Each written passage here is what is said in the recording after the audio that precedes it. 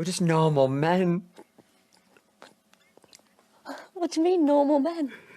We're just innocent men. It's time for Side Scrollers with me, Stuttering Craig. I did. Oh, wow. Right on the tip. Just on the tip. And Blabs. Co-hosted by our friends from around the internet. There is a portion of Norway where it is legally required to carry a firearm at all times. If you're just a normal man looking for common sense in this crazy-ass world, you've come to the right place. And now, broadcasting from our homes from around the internet, it's time for Side Scrollers.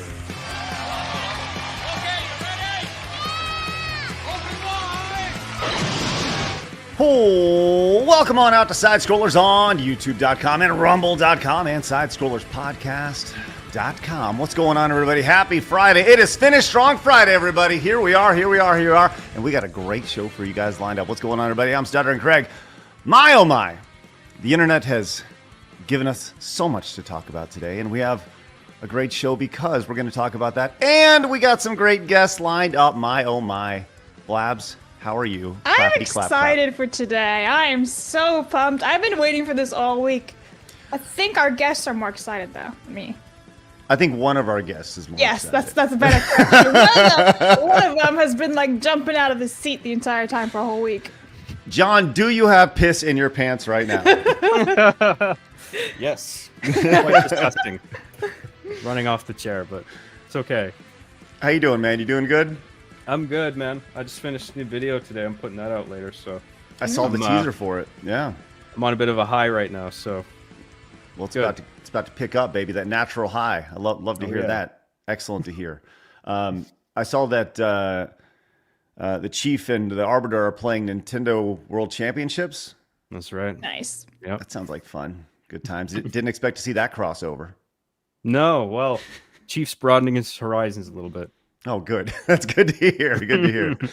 Well, we are very excited to have our guest on today, a legend in the video game world and a composer of many a tune that we all have heard. But John, to bring on our guest, I thought it would be fun if you would like to sing or hum a little bit of the theme as we bring in Poor the John. great, He's like, you do me so dirty. the great Marty O'Donnell. Hello, how are you, Marty? You didn't actually have to do that, John. Hey, you asked me to. I have to now.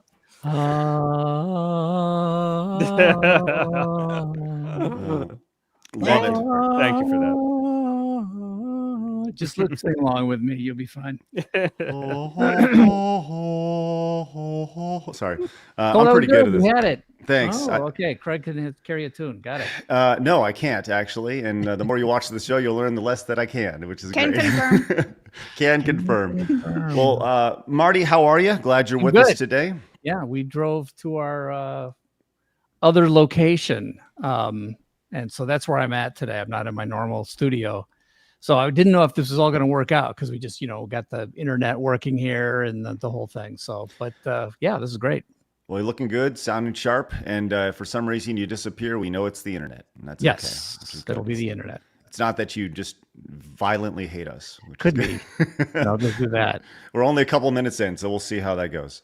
But for those who don't know, Marty, would you please fill everybody in on how they may know you and your background and, Sure. and why you're a legend? So if you ever watched television back in the day when commercials used to be on, you might have heard Mr. Clean, which was me. And also, we are Flintstones kids, 10 million strong. Wait, And growing. what? Hold on. I'm sorry. Okay. I didn't know that. See, Craig, I do my research about you people, and I'm shocked and appalled that you wouldn't know that. I didn't know the Flintstones kids thing. Yeah. My Flintstones kids is me. Wow. I wrote that in 1985. That's pretty awesome. Okay, hold on. And John. my daughter was the one who said, and growing. So, Oh, yeah? yeah. That's wicked. Cool. That's great.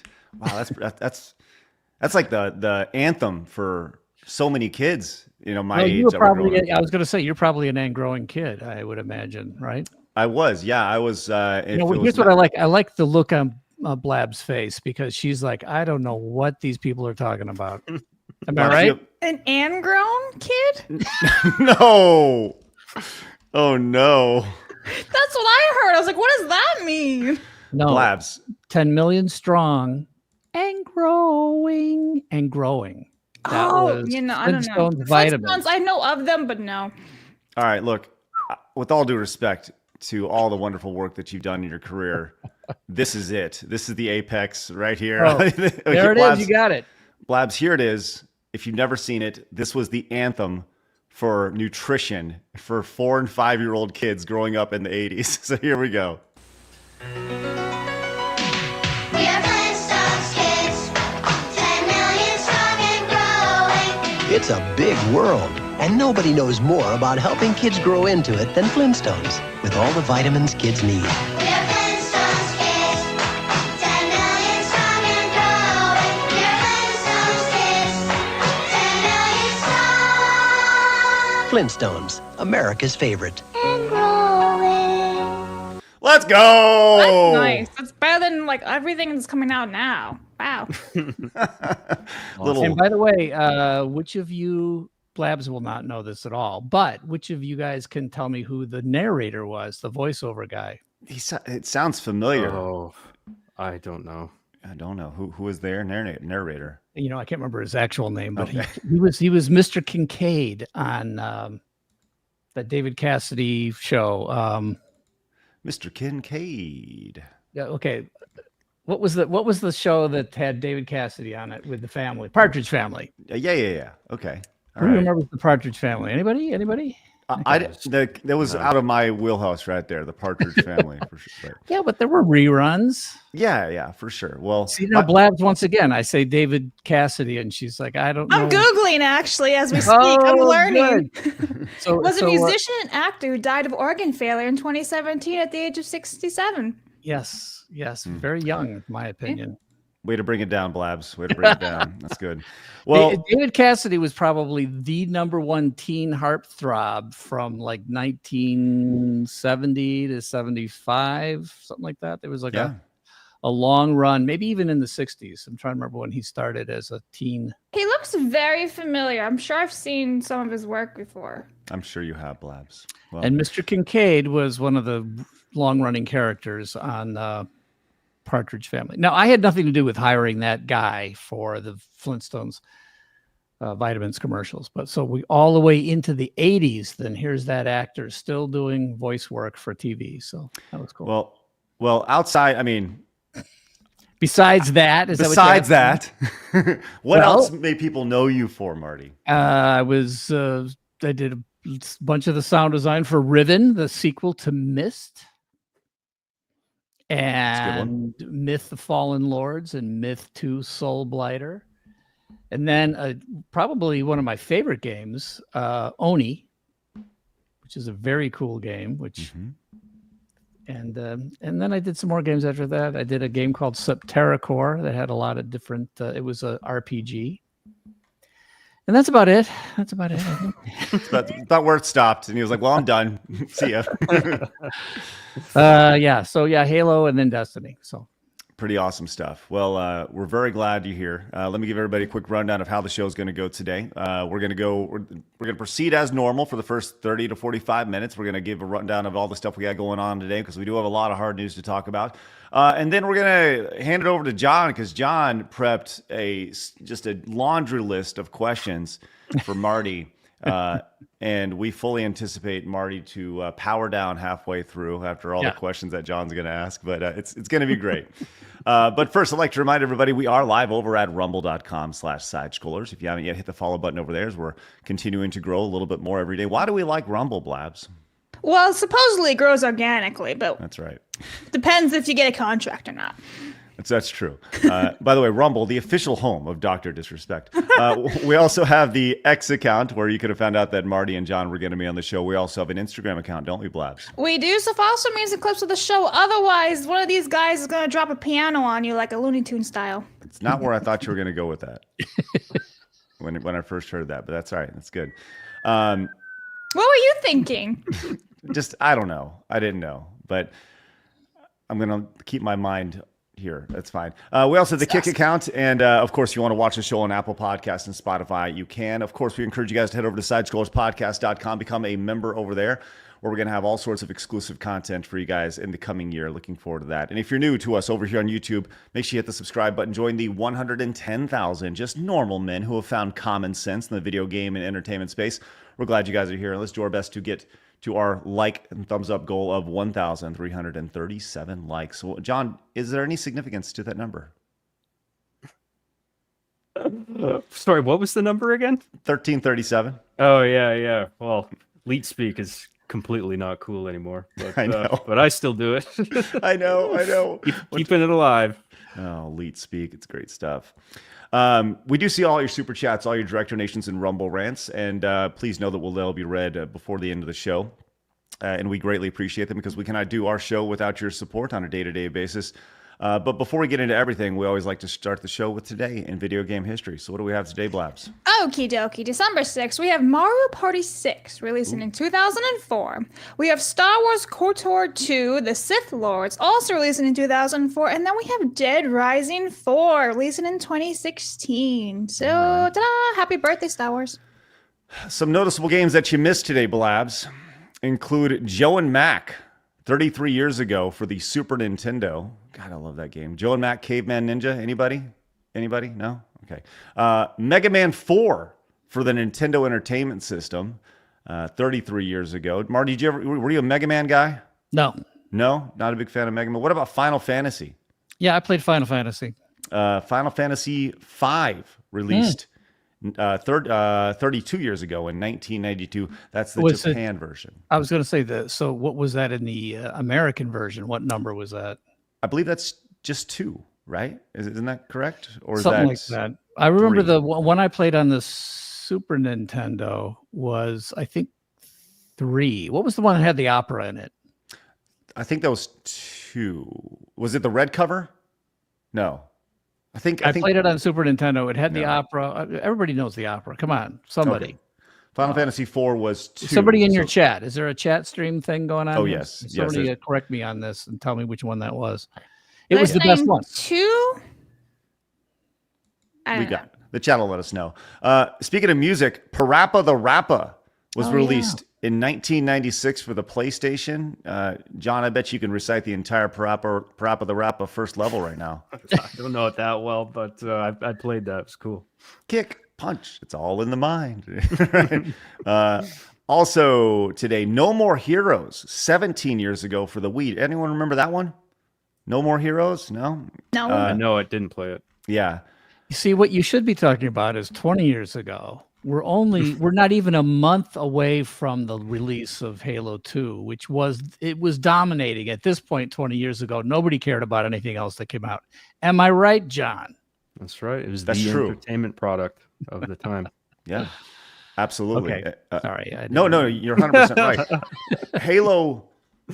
Halo in its heyday between Halo 1, 2, and 3 was king. Like it would reject any comers to half court. It was not even close. Yep. It was a movement. It changed video games when it was released. And I'm not just saying that because you're here. I've said that many, many times. It was crazy. Also noticeable, today we saw the release of Indiana Jones and the Great Circle. We're going to be talking about that one here in a little bit. So lots of great stuff. Like I said, we're going to get to every super chat along the way, Blabs, as well as gifted memberships like Angela, who came in and gifted a membership. Thank you so much, Angela. If you guys got gifted a membership throughout the show, make sure you guys say a thank you and consider paying it forward. Rubberleg says, it's the great Marty O'Donnell. I've collected every single Halo soundtrack you were a part of on disc. You are clearly missed when listening to Halo 4 OST. Much love, man, and ODST was the best OST. Well, thank you. Gear says, which way is better, my Western normal men, Grand Theft Auto Woke Edition or Ananta plus Neverness to Everness? Definitely want to talk about that as well. But Marty, you look like you got something on that. No, I got nothing. Okay. I'm like, Neverness. Is that an actual name of a game? I Ananta or Ananta. I'm not sure how to pronounce it. I saw it for the first time yesterday. It's more or less anime GTA, and it looks really, really cool. Oh! I saw that being compared. Yeah, it's like an open world, but with the anime characters and cool cars and stuff. Yep. Yeah, that actually looked really cool. It does. Yeah. It's got some kind of swinging fulcrum mechanic, kind of like Spider-Man as well, going for it. That you makes can like it run off the walls and all that fun stuff. Yeah. Fast travel. Demoralizer says, my first ever super chat says, gentlemen, you are legendary. John's videos got me through some dark times. Marty's music is the soundtrack of my 20s. Much love. How nice is that? So awesome. Super chat means somebody is donating money to me. Is that what that is?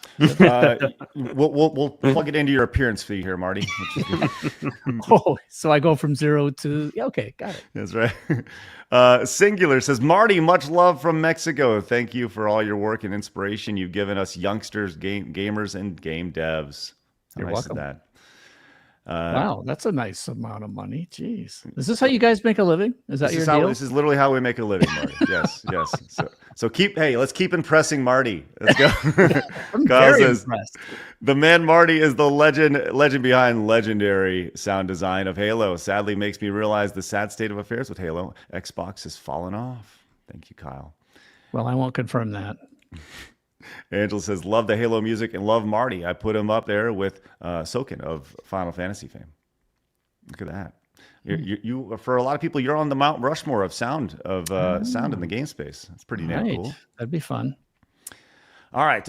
Look, we do see every super chat. We're going to get to those throughout the show. Thank you guys very much. But let's get into some gaming news. It's time for my favorite segment, your favorite segment, everybody in the world's favorite segment. It's time for hard news.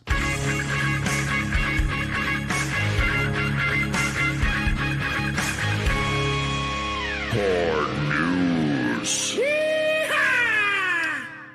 As I can see Marty just trying to figure out what exactly he's got himself a part of on this show.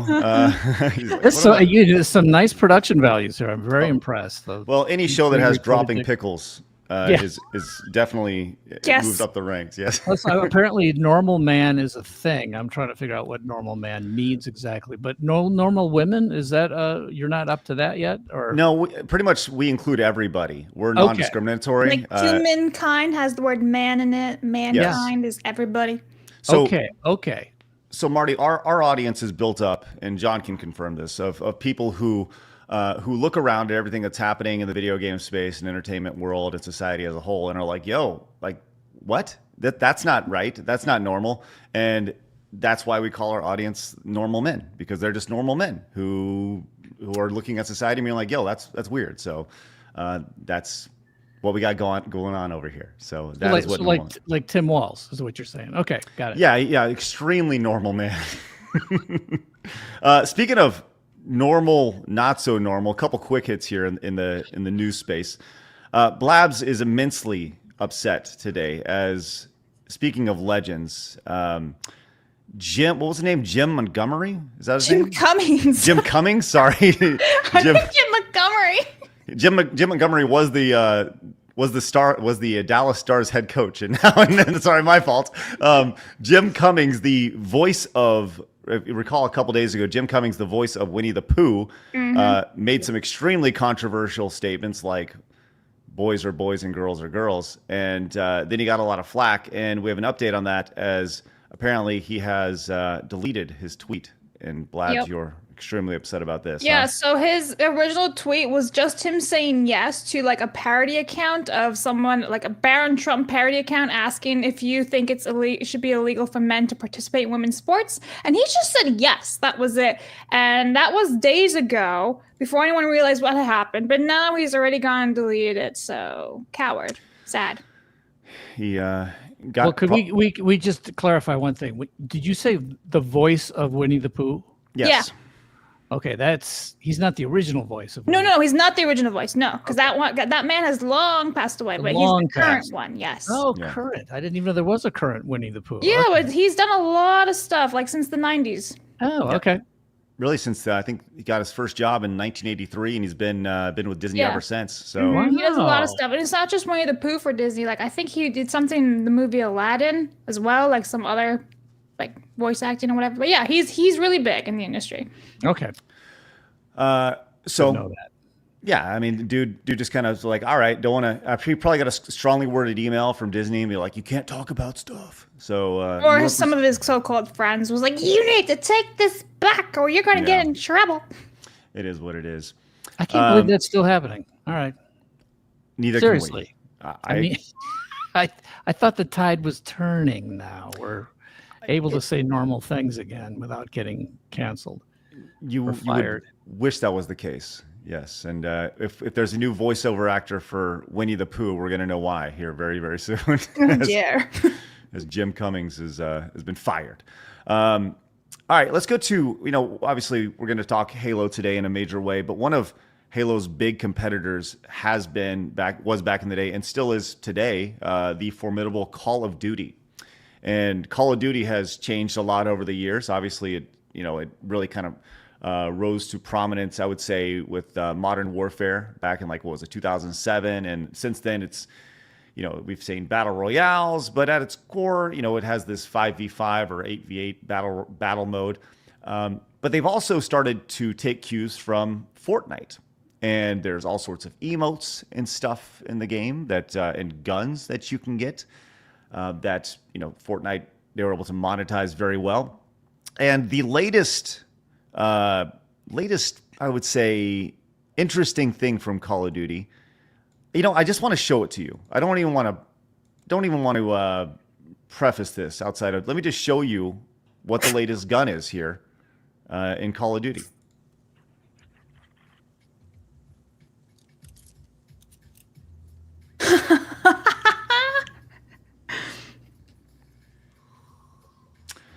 So for those blunt ops, baby, let's go. What'd you say, John? Blunt ops. This was a whole thing with Modern Warfare 2, right? Like it had all this these weed paraphernalia and stuff and logos that you could put on your call sign and I think that this is just sort of riffing on that, and it's cringe, to be honest. Yeah, super duper cringe. Keeping in mind, this is the same game that will ban you for swearing at people.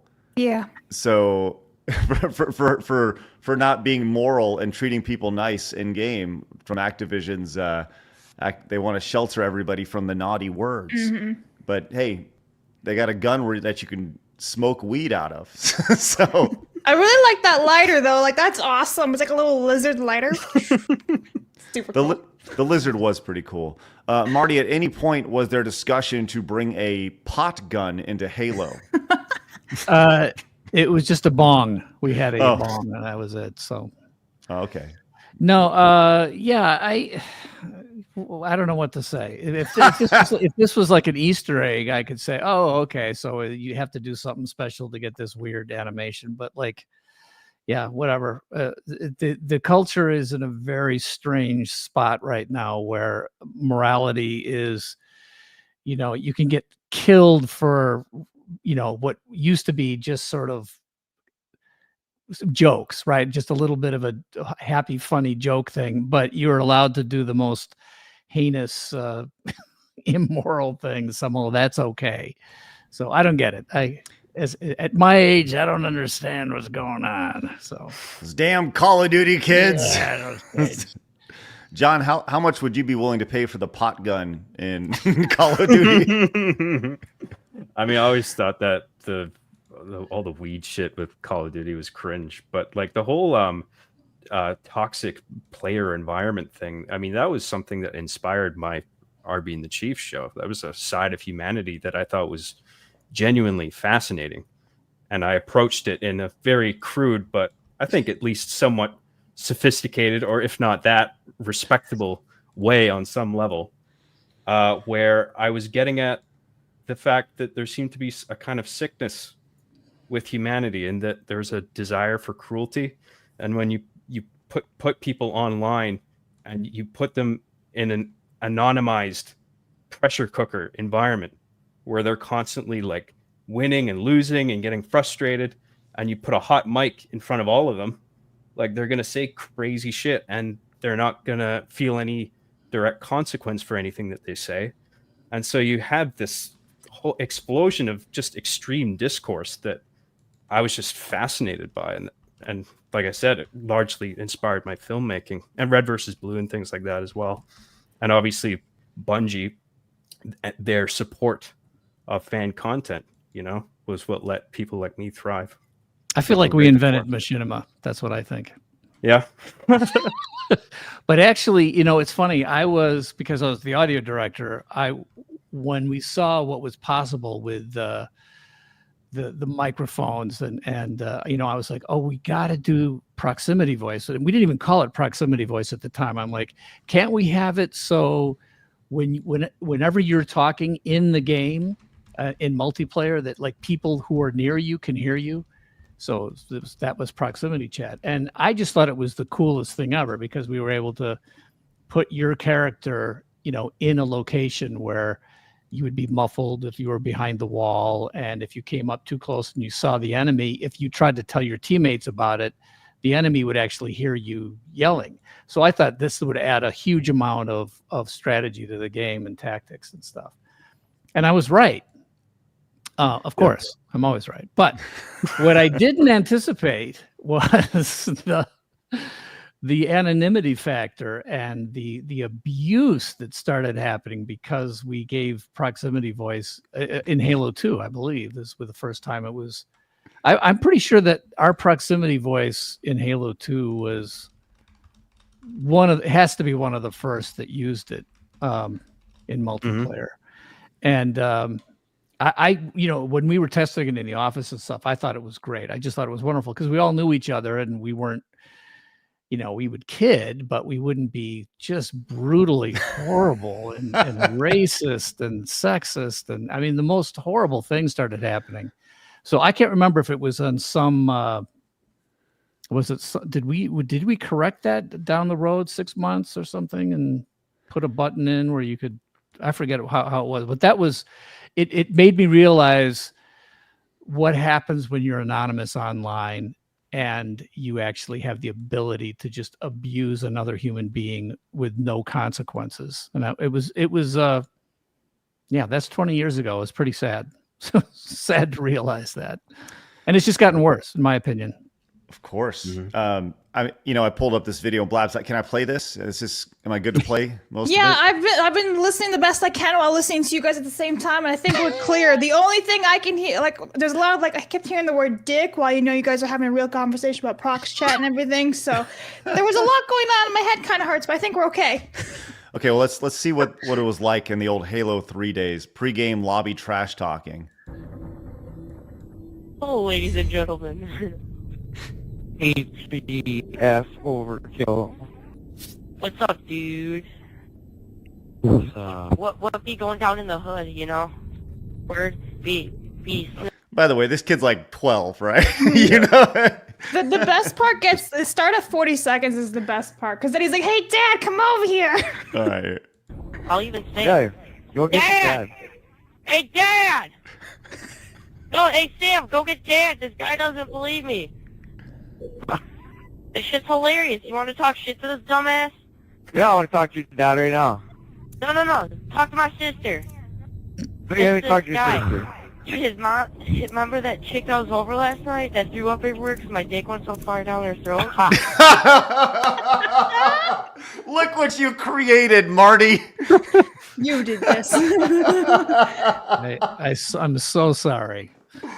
Listen. I mean, that what we just saw there. I mean, I lived and breathed that, jumping online every day and hoping I would get into a room like that. I mean, I don't know what your view on it is, Marty. I mean, I understand it's terrible in a way, but I also found it really funny and just really interesting to see what people would say when any kind of consequence or identity is stripped away. Yeah, I mean, it's definitely a reflection of human nature, which I wasn't thinking. I didn't even anticipate this, and it took off. It went in that direction instantaneously. And I remember Jamie Griesmer, one of my lead designers, who has been a friend for years. He kind of warned me about this. He was trying to let me know, I don't think this is necessarily a good idea. And I think he was tasked with figuring out some way of trying to fix that. I believe we might not have had proximity voice in the in the game after a while, but we still had it in the lobbies. And I mean, even look at us here, like you youngsters, and John, we don't have your actual last name on the screen, but like, my last name's up here. Like everybody knows who I am. Yeah. I don't know Craig's last name. I don't even know Blabs' first name. Like she's of the generation, she won't even say what her name is. That's right. So this anonymous, you know, at least when we're seeing each other's faces, we're going to be, you know, there's going to be a certain amount of civility. But when you actually are in a community with people, you're just not going to, it's just not going to be something you do. You're not going to talk like that to other human beings. So that's the problem with anonymous internet. And definitely we found that out very quickly in Halo. So, well, I'll tell you what, those moments though, they created a lot of thick skin for people, you know, and I think that's the beauty of it, right? Is that while you may look back and you're like, we're like, yeah, because it was definitely one of those moments where like people our age, I'd say John and I's age, we long for the gaming community to have a little bit of that, to have a little bit of shit talk. Because now, you know, I don't know if you've seen, but Activision has clamped down on the idea of what shit talking you can have, the amount of things that you can say in a lobby. Because if you say something that they deem, if the morality police come out, they deem it as bad or whatever, some istphobe, whatever, you can be banned from their game. And this is just by having a conversation, or, you know, if they deem it too toxic. And obviously there was none of that back in the day. So now everybody's, you know, treading on, you know, walking on thin ice whenever they play a video game. So, well, I know that there's a lot of programs out there that are AI based, trying to be the morality police. So human beings don't actually are not moderators live, because that's very expensive and hard to monitor and everything else. But it'll be interesting to see how effective some sort of AI driven moderation can be, especially about people speaking. I don't know. I'm not necessarily for that, but I just wish people were nicer. I guess that's all. Right. Well, because I have no problem with the joking and you know, ribbing and poking fun and being, you know, pretty broad about that stuff. But some of this stuff is just horrific bullying, and just it really, really is toxic. So, but I'm not a censory kind of guy. I don't censor like to censor somebody. Well, we saw, but yeah, I don't know what the solution is. You were asking about an AI solution. I believe we saw a story about this not too long ago, that I think the idea of toxic language on Call of Duty was down like 65% or something since they implemented this. But once again, it comes down to the slippery slope of what is toxic, what is defined as toxic, what culture are you defined? You know, is it the California version of toxic? Is it the, you know, European version of, like there's worldwide players playing on these games all at the same time. Right, so, right. You know, there's so much there. And it's funny because we saw a story this past week about Riot Games. They were going to implement something similar, to where if a content creator was being overly toxic and they were just in the game, they didn't have to be even playing the game. But if a content creator was streaming the game, they stopped playing it, but it was still running in the background of their PC while they're streaming. And they did something and Riot felt they did something that was offensive. They could actually ban you from the game itself. And I've actually reached out to Riot for comment on that. I actually have some comments, but I'm not ready to. We'll talk about that early next week.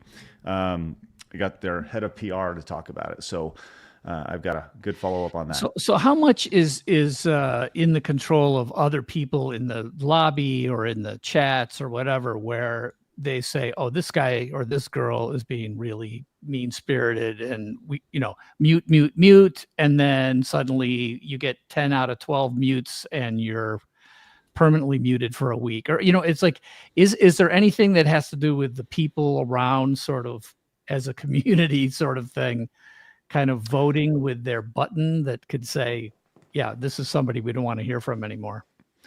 I think it depends on the game. but I think ultimately the player always has the power to hit the mute button or just turn off voice chat as an entirety, as an entire feature. That's something that wasn't always available, right? But now it is, and everybody has the opportunity. There's so many different other ways to do voice chat nowadays too. You see people playing games on Discord as opposed to using the in-game voice chat. So there's so many different other options. However, as a game designer, I'm always looking for the most immersive possible way of playing a game. So like the last game I worked on is 6 Days in Fallujah, and the voice chat in 6 Days in Fallujah is actually part of the tactical way you play the game. So you're with a squad, you got 3 other players, and you have to work as a team, just like you did clearing houses in Fallujah. And your voice can only be heard when you're close to somebody. And then if you press a radio button so you can be heard from a distance, you can't be shooting, because you can't be on the radio and shooting at the same time. So we're making it very realistic. And if you go into a house and a grenade goes off, you can't hear people talking for a while because your ears are shot. So to me, I like, as a designer, to make the voice in the game as immersive and as real as possible. But then I'll see people get around that and just be, well, we're using Discord for voice chat. And it's like, well, you might as well just be on the phone. I mean, your voice is no longer inside the game. There's no reverb in the room. There's no, a jet flies overhead and you can't hear your other friend talking. All that stuff that I think is important to immersiveness. People are like, no, I just want to be on the phone with my friends. And then, I'm like, oh man, I can't force people not to do that. Right. But I feel like you're not playing my game right. Right. You're not doing it right. That's awesome, man. I'll tell you, I think we're going to bypass a couple of these stories. I do have one more story I want to get to. Because I'm going to just keep interrupting and talking and telling you my own story. I love it. I love it. I want to go in deep on all this stuff. This is great. Okay. But I do want to get to this story. Blabs, we're just going to scrap pretty much everything except for this story about this report coming out about Rockstar Games. This is courtesy of Fandom Pulse, which is actually originally courtesy of Endymion over on X or over on YouTube. He has a report. It's actually 2 prongs to this about Grand Theft Auto 6 and obviously the developer Rockstar Games targeting white people with DEI indoctrination courses. This is something that courtesy, as I mentioned, of Endymion, uncovered was funneling its white employees into a DEI indoctrination course called Unconscious Bias, run by Stacey A. Gordon. This is courtesy of Endymion once again. The unconscious bias thing was a big part of the scoop because whenever people claim the white devs specifically are not being targeted or forced to comply in the beliefs of whims and others, I mean, it's simply not true. White developers are absolutely getting strangled by this industry to comply with these insane demands. This is something we talk about on the show quite a bit, kind of the woke culture inside video games. And I bring this story up, Marty, to mainly talk about the comparison of today's video game culture versus culture 20 years ago. The idea of, I would say, a PR or HR being inside the company, or HR company, or forcing some sort of training on somebody built around diversity, equity, inclusion. I would imagine that would have been laughed out the room 20 years ago. The way that's being discussed today or enforced today, we wouldn't have even understand what it would have taken us forever to like, what are you trying to make us do? Like, or we're making a game and like, what are you trying to do? I mean, it just was it would have been so foreign to us. It was just never something that we would have understood, because it would be imposing some weird outside thing in something that is completely unrelated, making a game. This has nothing to do with the game. And, nobody actually said to me like, oh, good, you hired David Scully and Keith David because they're black. It would be like, yeah, but I hired Keith David because he has the coolest voice in the history of video games and animation and movies. That's why I hired Keith David. And he's playing the Arbiter, which is a alien. He's not black. He's purple. So, I mean, it's just like it would have never even occurred to us that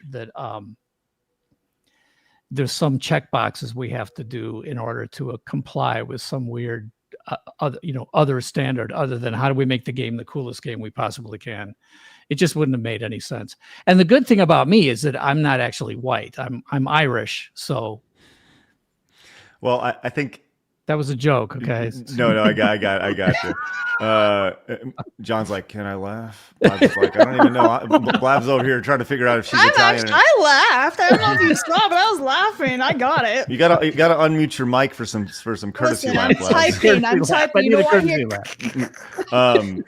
No, but with that said, I do think it's like you hired based off merit, right? And that's something that I think that we as a community and with side scrollers and this entire sphere that we're in, that's the one thing that we don't understand is why would you not hire somebody on merit? And I think that's the complaint by so many of today's gamers, which you see these massive AAA games launch that have this forced woke element to it that there's clearly some sort of diversity, equity, inclusion mandate through some sort of gender swap or whatever color swap or whatever it may be, that people are just like, yo, like, why did that need to happen? That doesn't make any sense at all. And I don't care if that person is black, white, gay, trans, straight, whatever, as long as they're the best person for the job, making the best game possible. And that seems like in today's industry, it seems like such a backwards way of thinking, because it's, we're being told that people need to be hired based off of who they sleep with or whatever. Well, it took me a while to even realize that this was a thing, mostly because I'm not as directly involved in building games as much as I used to be. So I was a little bit slow to realizing what it was, but Grums, which is, what's his name? His actual real name, which Mark is Kern. Yeah, Mark Kern. He's a little bit younger, but he's sort of my generation of building games, World of Warcraft and so forth. And Demian. Mm-hmm. Yep. Right, is that what you said? So they invited me to be on a thing a couple months ago, and they really kind of let me know what was actually happening, and I'm like, wait, what's happening? Why is this a thing? But it did actually. I was on the board of a game development college, DigiPen in Seattle. So I was there to help start their music and audio department, and I taught a class there. And I'll probably get in trouble for saying this, but I don't care anymore. But anyway, we used to have these like biannual, twice a year meetings. And then at the last meeting I was at, where all we used to do is talk about like, well, here are the math requirements, and this is what you'd have to do to get a CS degree, and here's what you have to do to get an audio degree, plus you have to have this, and this. It was very serious 4-year, an actual accredited college, and it still is. Mm-hmm. But all of a sudden we were being introduced to these people who were like, well, now we have a new department, DEI department, and these people are going to come in and explain what they're going to do. And I just remember going, well, I don't get this. I don't see what this has to do with me. I don't understand what their purpose is here. Like it doesn't make people better programmers or better audio engineers or better composers or better anything. And I was like, okay, well, I think I'm done.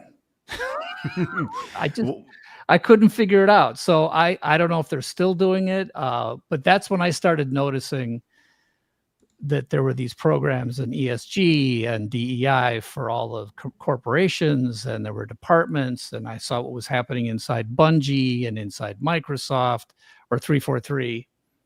And I was like, yeah, this is not going to make better games. That's the only thing I remember thinking. This will not make better games. And then, a year or so later, I'm hearing about it, of how bad it actually has gotten. And all you have to do is look at the games that have come out as a result of this. Mm-hmm. It's checking boxes to satisfy some person who's probably not even a gamer. It's right. Like, you're going to have a bad game, period. Marty, what was the timeline on this that you first started seeing things at Bungie and Microsoft? Well, you know, I didn't see it while I was there. I mean, I was fired 10 years ago. Right. By the way, Blabs, that's another one. You know, 10 years ago today, Marty was fired from. Actually, Today? it wasn't today. No, it I was wasn't. like, wow. Happy anniversary. Okay, so 10 I years might have ago, been seeing just the tip of that spear happenings, tip of the spear, for those of you who recognize that reference. It might have just been coming in, but I didn't see it even back, you know, we got independent of Microsoft officially in 2007. So that is 17 years ago. We stopped working with Microsoft after 2010. So, you know, Microsoft was always very corporate and had weird corporate things that they tried to impose, and we just resisted entirely. So, if they were beginning some of this junk back then, we wouldn't have cared about it anyway. The first time Bungie actually had its own HR department was after we were independent, and it was to call it HR is kind of a joke for a lot of reasons. I won't explain that exactly. Let's just say there were people in the HR department that partied really hard. Went a little hard, and yes, for sure. So it was always like, we need to call HR on HR. So, but yeah, it just was not a thing for, you know, 10 years ago, I'm fired, and then I get to start my own game company. And when we started Highwire Games, we were still going to have the same attitude. You know, we're going to make the best game we can. We're going to make a game we want to play. We're going to experiment. We're going to do cool cutting edge things. And, you know, the first game we made was Golem, which had a, you know, the entire cast of characters were people of color. We didn't even consider why. We weren't trying to do that. It just made sense for the setting that we had made. So, and the actor we got, the father's really great actor, and I think he was half Native American and half black. And the girl we got to play the lead character was this really great black actress. And of course, I can't remember their names, which is horrible. But we didn't do that because, we need to check boxes. It was organic to the product we were making. So I just started seeing it with my friends back in Bungie who were still at Bungie. I started hearing about things that were happening inside Bungie that made me go, this is not going to make a better game. So when your friends would bring that to you, how would they bring it to you? Were they like, yo, we had to be introduced to this thing today, and like, we have no idea what we're like. Walk me through what that was like when they came to you, because I'm sure there was a lot of people who were saying the exact same thing you were. Like, what is this? Why is this? How does this relate to making a video game? Well, you know, by the time I left Bungie, it was, I don't know, 500-600 people, which was insanely big. And then it ballooned up to like twice that. I think it was up to 1,200. And I started hearing that, like, there's this new department, and HR has gotten really bigger. And then I started hearing through the grapevine that things are changing at Bungie, and hiring practices are changing, and how we're approaching building the game is changing to make it up to snuff with current standards, to make it look like a really, you know, woke company. So it would be very attractive to be purchased. That's the way I heard it. It was like, this is to make it more attractive to be purchased. And sure enough, Sony purchased them. Wow. Which is, so I'm like, okay, way to go, Sony. I mean, I was happy that Sony purchased Bungie, but I think my opinion is, you know, if you're doing stuff like that and you've lost your primary reason for existing, which is make the coolest possible game you can, the best possible game. And when I saw Bungie's slogan used to be, we make games we want to play. And then they changed that. And that's when I knew, okay, the woke mind virus has affected them. Because John, do you know what the new slogan is? It's like, I can't remember what they changed to make it to. communities happier with each other and peace and love. And I mean, I grew up with a lot of hippie friends. So the language of, peace and love is like, okay, yeah, whatever, fine, peace and love. But like, it's this, instead of we make games we want to play, we make games to bring communities closer together for, I'm like, no, you don't. Right. Like whatever the new slogan is, it made me realize they had bought into this new crap thing. So it apparently is, we want to make games that inspire friendships. What does that even mean? What does that even mean? I mean, as soon as I saw that, it's like, really? You're going to go out, walk away from, I mean, it used to be like, don't make us kick your ass. Yeah. Kill your enemies, kill your friends' enemies, kill your friends. I mean, that was the Bungie way. It was, slightly tongue-in-cheek, a little bit irreverent, funny. And yeah, we make games we want to play. That was the thing. So if you, as a matter of fact, the Bungie toast, when we'd have our like dinners, Alex Seropian would raise a glass and it's like, okay, let's toast to us and those like us. Wow. And I loved that toast because it was honest. It's like, come on, this fake, Miss America speech. I just want world peace. I mean, Those are meaningless kinds of statements. So a toast where we say to us and those like us, well, those like us could have been anybody. We were open to everybody who wanted to make the same kind of games we wanted to make. Like, if you wanted to come in and make, a Barbie's horse world, we were like, yeah, that's not what we make, but good luck finding another job. But if you wanted to make a game where you kill your enemies, kill your friends' enemies, and kill your friends, you're welcome. And we didn't care anything else about you except that you liked that. So that was, anyway, that went away. The weird thing about this belief about meritocracy is that it's somehow exclusionary. And it isn't. Yeah. It's just like, if you can do it, we don't care who or what you are. If you have the ability, if you have the education, if you have the resume, whatever, come on board. We want you. We want you to work hard for us. It could be anybody, right? Right. Absolutely. I feel like that's the way it should be.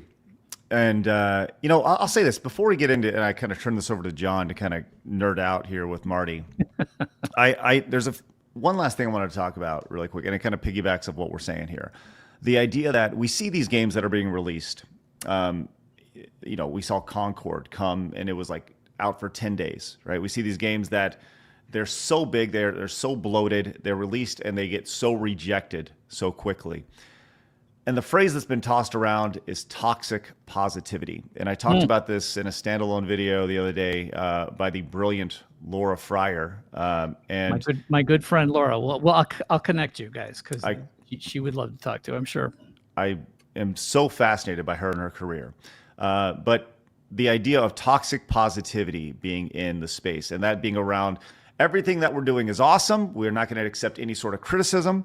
And that's how you get something like Concord. So I would love to hear your thoughts on how that obviously you weren't a part of Concord, but the idea of this toxic positivity versus receiving feedback on your work back 20 years ago, 10 years ago, whatever, back when you're working on these games, and the idea of you have these studios now that want to close their ears and push out everything outside their bubble. What was it like back in the day? Is there a stark comparison between the two ideas? Well, it's the problem that I have with Concord is that those are all my friends. Like, and I don't know, when it comes to BioWare and, Call of Duty or Rockstar, Call of Duty or Rockstar, I don't necessarily know a lot of the people involved in those teams. I didn't work with a lot of those people. I know a few people that, used to be at Bungie who went to Blizzard and stuff like that. But Concord was a team that was incubated inside Probably Monsters, which was started by Harold Ryan, who is somebody who I worked closely with in Seattle. and that team was the Firefall team. Yep. Yeah. Mhm. And so I knew all those guys, but I sort of looked askance at the philosophy that I saw happening inside Probably Monsters to incubate these teams. I didn't know personally what was happening, but I could see some of this. I don't even know what to call it, but it's this new concept of how you put teams together and how you build and how everything is this. I believe is toxic positivity is a good description of what this is. It's almost like a self-righteousness thing that's going on. It's no longer focusing on making the greatest game you can make. You're focusing on all these sort of structural things and checking boxes and being proper and all that.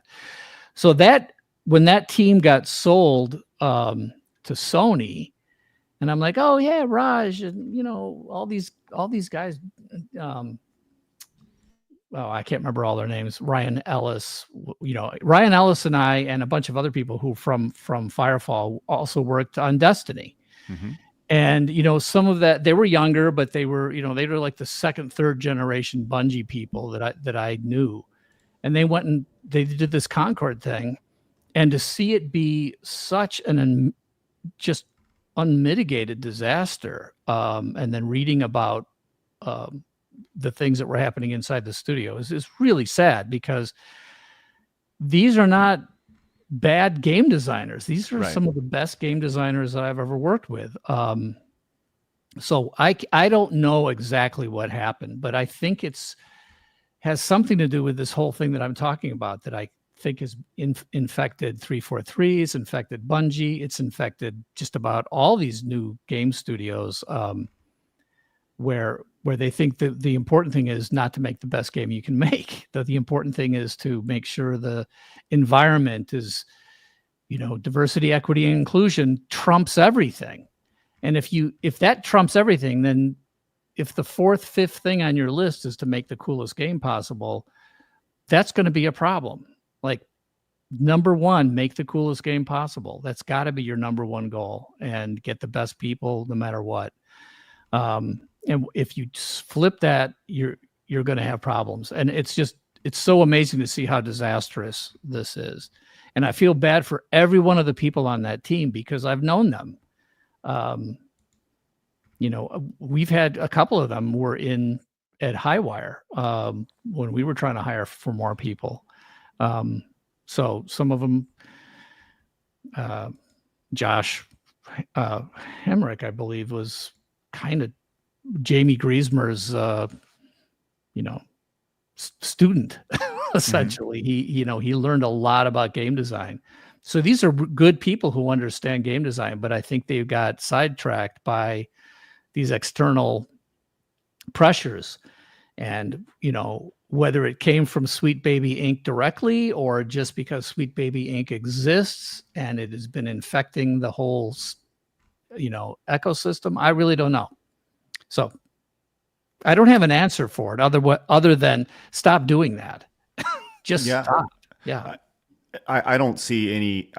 I think we talked about this early in the show, but I do think that the tide is starting to shift. And I think ultimately, unless there is a larger nefarious group that is literally offsetting the losses for this company, I think ultimately there will be a change in the industry just based off the number of failures. You can't continue to invest $200 and $300 million into video games and have them, sell $20 million worth of product. That's something that just can't happen with any business unless unless that revenue is offset some way. So, well, to some extent, I think this has to do with the corporatization of making games. So Microsoft, I don't think it's going to come as a surprise to anybody, but I think Microsoft has been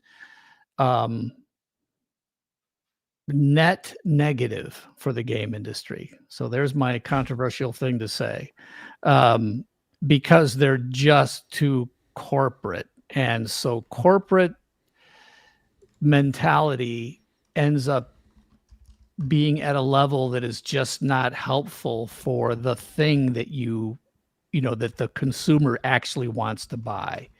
Corporations get too big, they get distracted by the wrong things.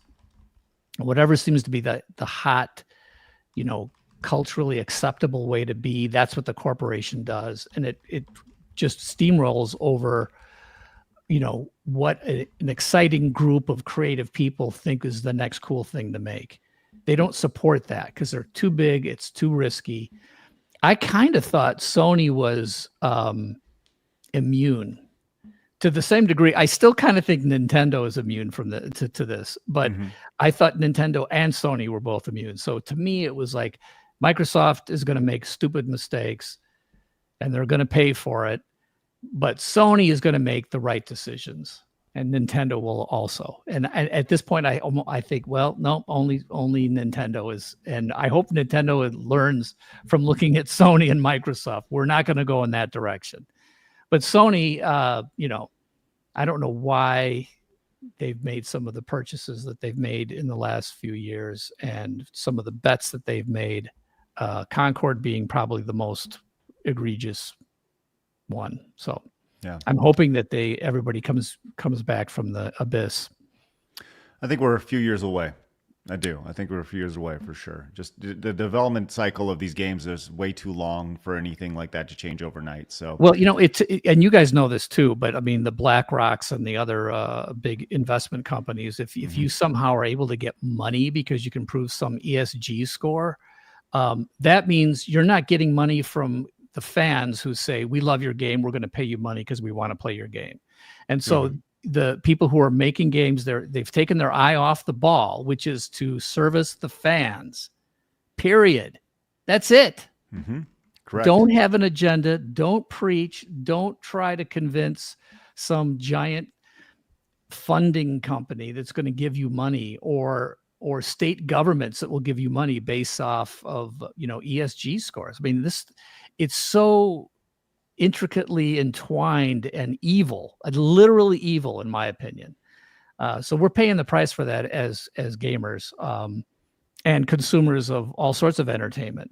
I mean, we're constantly watching, some cool detective show, on some British detective show or whatever, some new thing, and we're watching, and then all of a sudden you can see this fake imposition of politically correct character, relationship, checkbox, and it just blows my ability to want to continue watching the show. So it's like, okay, flip, let's find another show to watch. Right. And it's not that we're against anything as much as don't preach at me. I want to be entertained. I want to be told a great story. I want the characters to be compelling.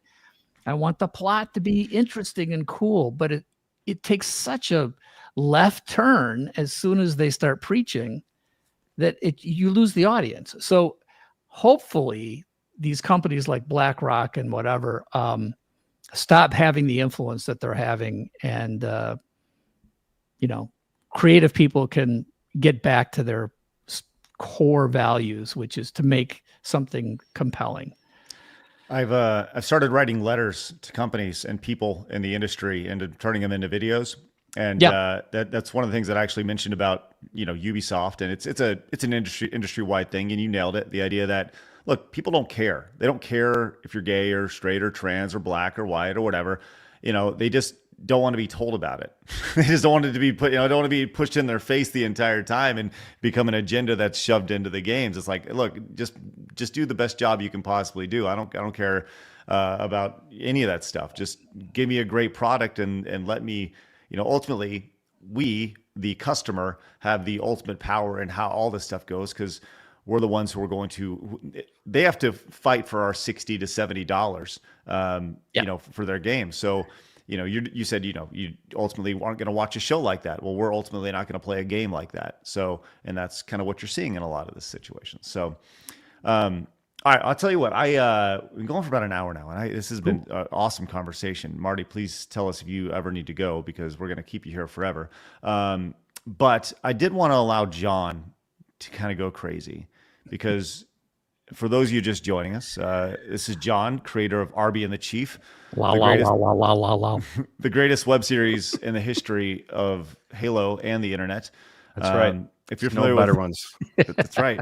If you're familiar with Machinima back in the day, it was one of the perennial series, and still is. Just it's still ongoing, and it's fucking awesome. And I love having Jon on. And now we have Marty below us, who worked on Halo. So I wanted to open up the floor to you, Jon, and just let you guys have a wonderful, intimate conversation for as long as you guys want to go.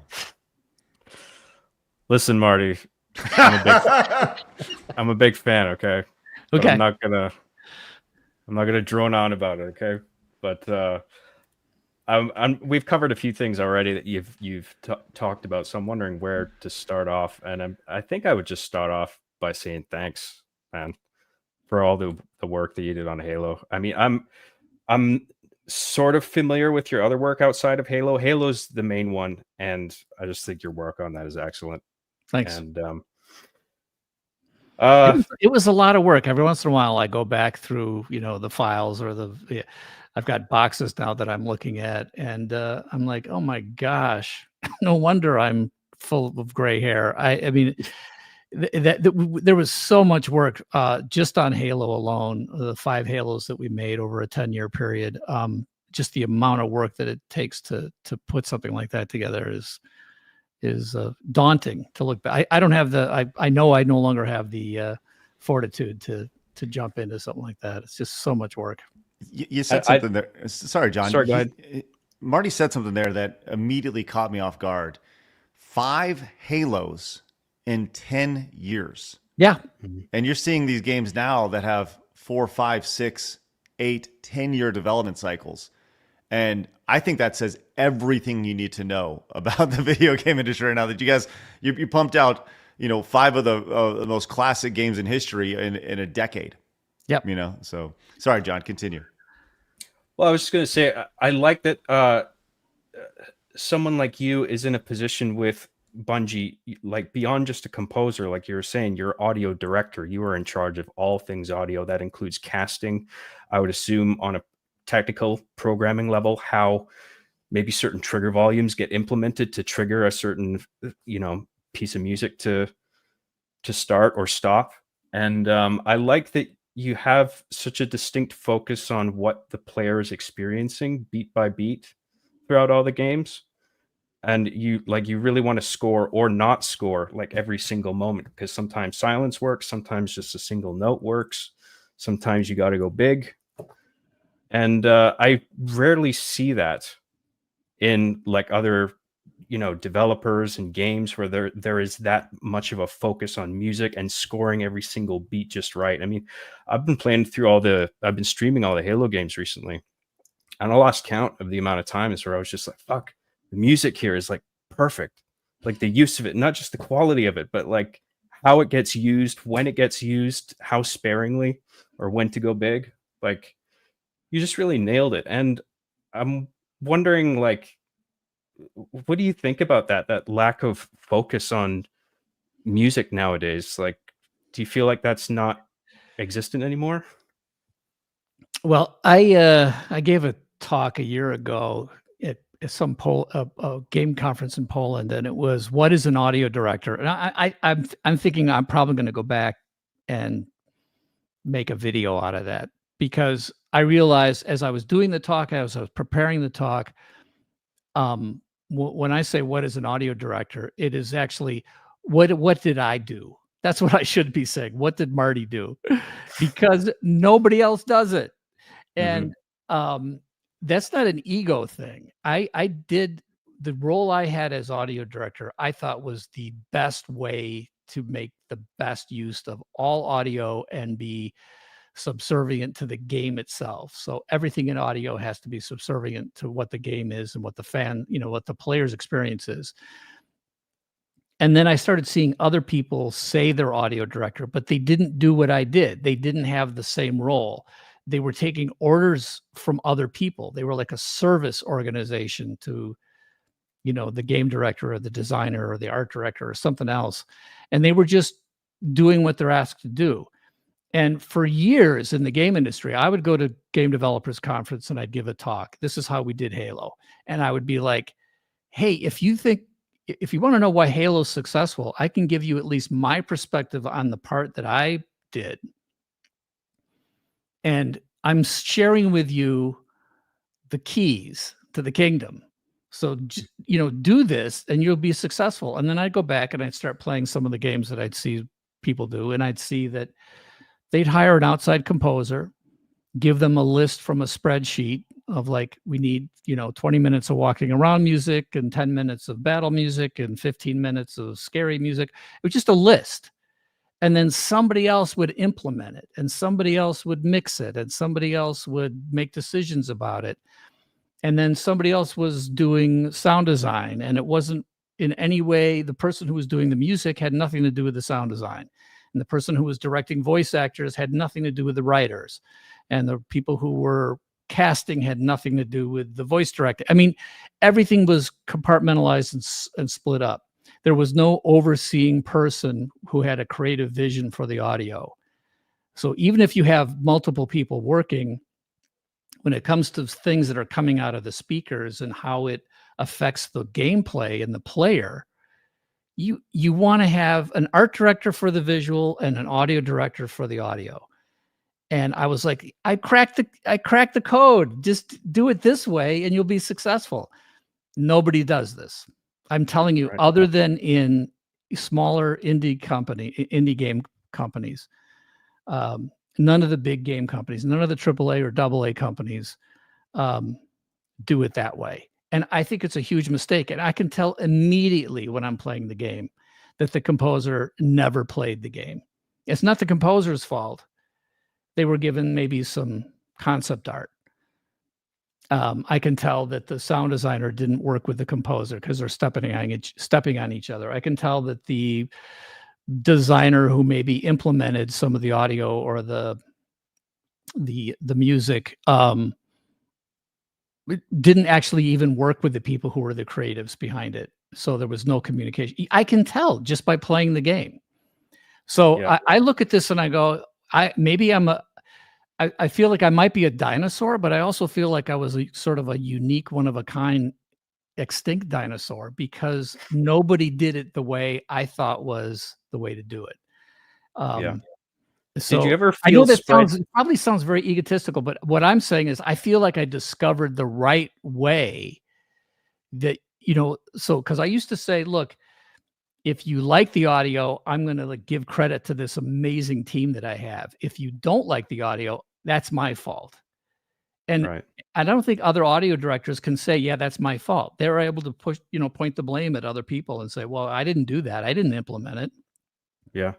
I didn't have to do, I wasn't in charge of, the programming and the tools. And because I would go to my programmers and I would say, hey, I need a tool so I can do this, this, and this, and I can make the music change based on these events because I knew it was going to be better for the player. And I would play through the levels with the designer and say, okay, what's your goal here? What do you want the player to feel at this moment? And, what are the branching points and where can we go with this? And we would experiment together. But very few audio people are that intimately involved in the creation of the games anymore. And I can tell when I play the game. And you really like that too, right? Did you ever felt like spread too thin, like juggling too many balls where you're just like, only in hindsight, when I look back to my boxes of right. How did I do this? But, I never really felt spread too thin. I felt like I had a responsibility to the player. I wanted to always, because audio is one of the first things you see when you put a game in. You see something and you hear something, and then when you stop playing, it goes to black and it fades out, whatever it is. So I want to know, what is the player's experience through that whole, from the moment you turn it on to the moment you turn it off? What is the player experience, and how can I make the audio enhance your experience the entire way through? And there's so many different ways you can move through a game, but and this is why we had things like seamless transitions into loading screens and seamless transitions into cinematics and out of cinematics. And these are all these little details that I felt were important for the player experience. And it was just like I loved the fact that I could be that intimately involved, but I knew my hands would be one of the first people to be working on some part of the game and one of the last people to be doing the last check-in, because that's just the way it went. That flowing experience, there was the creative director, the art director, the audio director, the tech director. Like, we were all at the same level. Nobody was the boss of anybody else. The creative director needs to be the top vision holder, but everybody on the next level down, all the other directors, have to be equal and also always thinking about the player experience. And I think that was just something we all knew the guys at Bungie knew that that's who we were. And that's what our goal was. So yeah, I think that kind of structure is a luxury of starting small, like being a part of a small team. And this gets to something else that I wanted to talk to you about, is just this pattern of growth and decay with like these companies that form, where it always starts in somebody's garage or bedroom, and it's a couple of guys. In Bungie's case, it was Jason Jones and Alex Seropian, right? Just two dudes, totally comfortable with each other, willing to rip on each other, walk into each other's rooms, invade each other's spaces. Hey, what are you working on? I'm working on this thing. They didn't have to be honest with each other, and they didn't have to invade each other's rooms because there was only one room. It was a basement dorm. Right. But yeah, they work their asses off. They're willing to put in crazy hours every day to get something made, and they did with, a number of projects leading up to Halo, and then that took off. Halo 2 was the biggest product on the market. And a company grows and grows and grows, and then it doesn't have that same family feeling anymore. And then you end up with a sort of Tower of Babel situation where all these different, collections of people all working for the same company all sort of lose any sense of cohesive vision, and accountability is lost, and people tend to pass the buck, and the focus and care for the final product just sort of dissolves. And then the leads go, the creative leads that were there in the beginning, who like do so much of the heavy lifting, and it's just like, you can't just get rid of those people, but they leave and they get replaced with more corporate types who really don't know where to take the franchise forward or how to make it exciting or compelling. And it's just like, do you think this is just an inevitable thing with companies like growing, and then they have their heyday and then they go away? Like, was there something in the development of Bungie where you witnessed like, God, if we just did this one thing differently, we could have stopped it going downhill in the way it did? Oh yeah. Yeah. I have, my alternative timeline. But I don't. You asked if it's an inevitable thing. It might be because the creation of video games is a revolutionary thing in terms of art forms and media and so forth, right? So like that was something I was really, really looking forward to, because when I was a kid, my dad was a film director, and we'd watch TV together, and I'd see I'd see the Twilight Zone and Rod Serling, and I could see that there was this golden age of television that happened, and I was too young. And there was a golden age of movie making, which has happened, and it became a mature industry. So when I started doing film and television stuff, there were already ways of doing everything. There was none of that. This is a new medium, and there are a bunch of pioneers just trying stuff out. And I was like, oh, that's too bad. I missed it. I missed the age where I could be a pioneer and, jump into the Wild West and have fun. And then I saw video games, and I actually thought I missed video games because I didn't get into until the 90s. Mm-hmm. So I got in the midnight 96. And I really thought, oh, well, it's almost too late, but this is the place. This is the place that is doing something seat of the pants. I didn't get in when it was the two guys in the basement thing. I got in like with Riven. That was after Robin and Rand Miller, these two brothers who worked out of a garage for Myst. Now they were, multimillionaires and Bungie, yes, started in a college dorm room, but they had already done, Marathon and Marathon 2, and they were working on this new thing. So I was sort of jumping in at what I thought was a more mature level. It turned out to be still pretty much the Wild West, which I'm very happy about.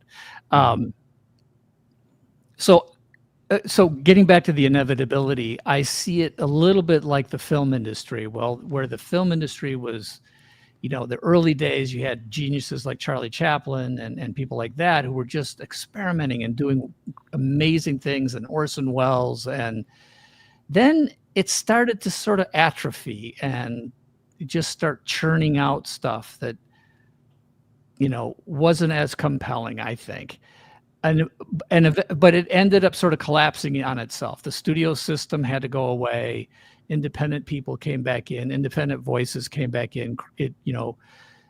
Creative people were able to take over again.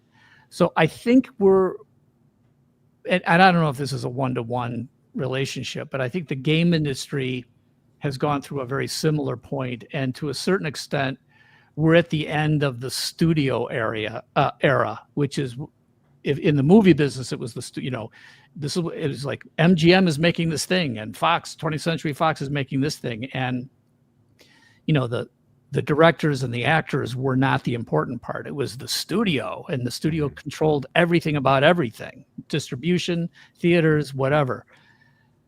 And then that all collapsed on itself, and you end up with, George Lucas and Francis Coppola, and like there's this whole other generation of filmmakers. I think we're sort of in that same place, except we haven't moved on to the next cool phase. And I think this is the natural result of corporate, giant publishers being in control of everything, and the creatives not being in control of what they're making.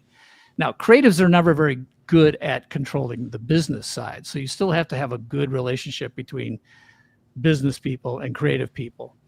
But we've gone way too far in terms of the marketing, production, distribution, business folks making all the decisions. And I'm telling you, this is not news to you folks. They've made a lot of really wrong decisions, and the market is telling them, you guys suck. I'll say this.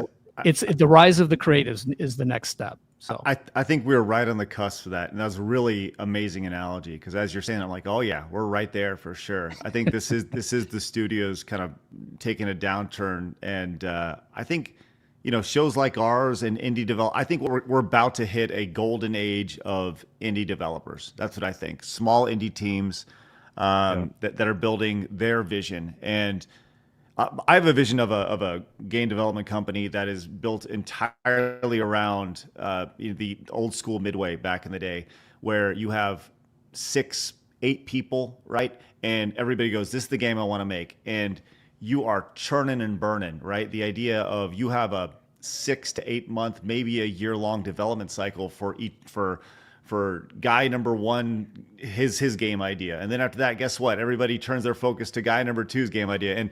And I think that'd be really, really fun. These really smaller games, fast, churning and burning, and really seeing it in their own vision, which I think is the most important thing. Because so oftentimes other people, executives and marketing, et cetera, they get it, their hands in the pie, so to speak, in the creative vision, and it's tough. You said something really quick, Marty, that I wanted to circle back to. You said, I have my own alternative vision or alternative Bungie timeline. What does that look like? Well, it goes all the way back, and this is funny that you would just have discovered Laura Fryer. If you look at Laura, you look at her and you're thinking, well, she's probably not a cutting edge creative person, but she is probably one of the smartest, most insightful people in the game business that I've ever worked with. So I met her back in Halo 2 production days when she was at Microsoft. And we were I was like constantly talking about how none of the producers we had were actual producers. They were like project managers. And I'm like, we're in the entertainment business. A producer is a very specific kind of person with specific kind of capabilities. anyway, as we were looking for a new producer for Halo 2, Laura was on the list. And I'm pretty sure I said hire.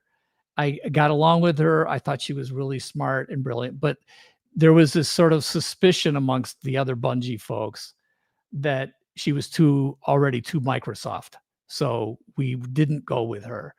And I've talked to her about this. And I said, what would the world be like if we had hired you and you had been with us on Halo 2, 3, all into the future? I think everything would have been very different because she recognizes the importance of the creatives.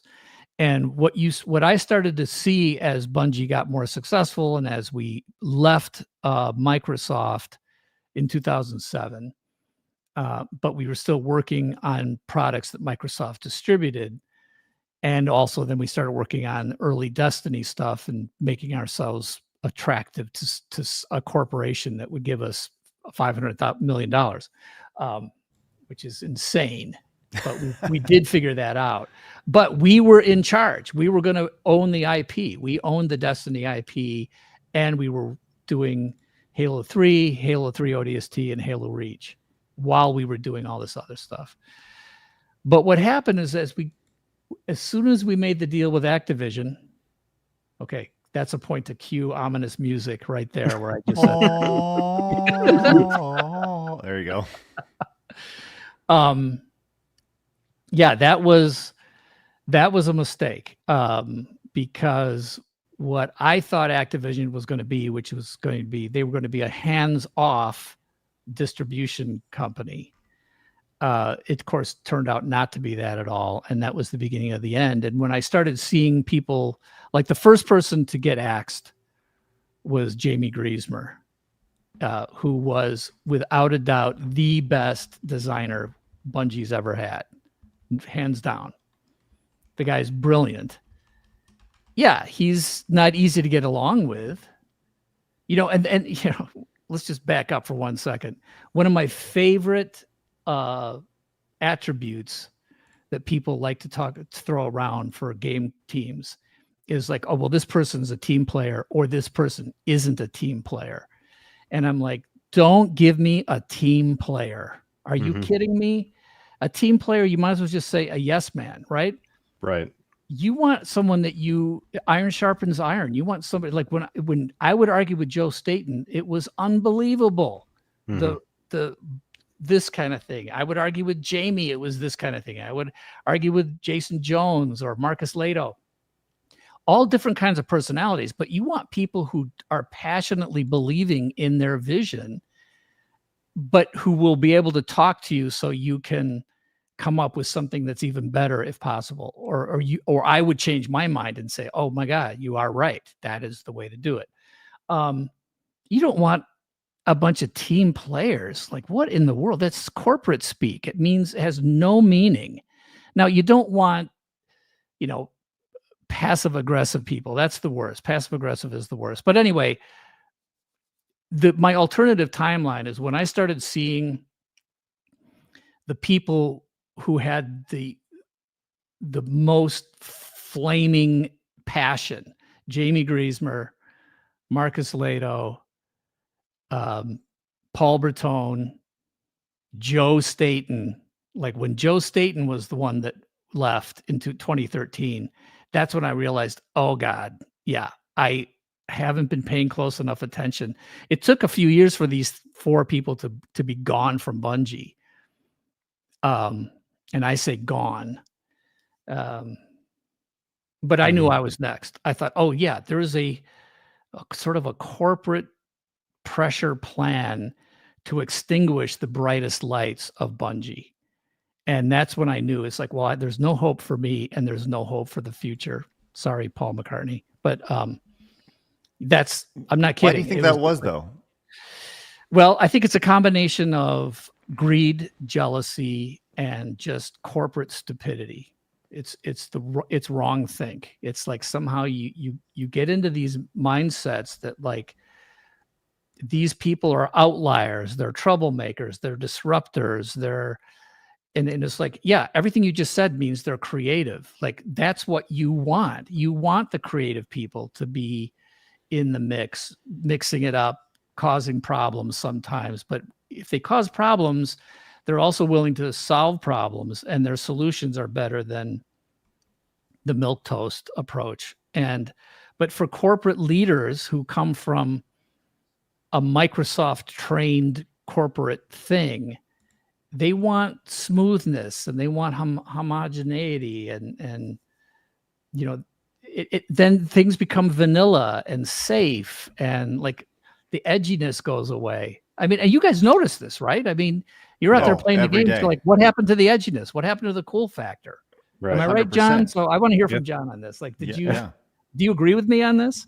Oh, absolutely. And what you described about like you and Jason or whoever having shouting matches, I mean, I totally understand that. But you are comfortable with each other to do that because you both know that you are trying to make something exceptional, and you are. And it's like we're getting stuff done. And it's just like sometimes it needs to get a little bit heated so you can make your points clear. I can make my points clear. And then it's like, let's synthesize this. Let's use this. There's some negative energy here, but we can forge this into something positive here.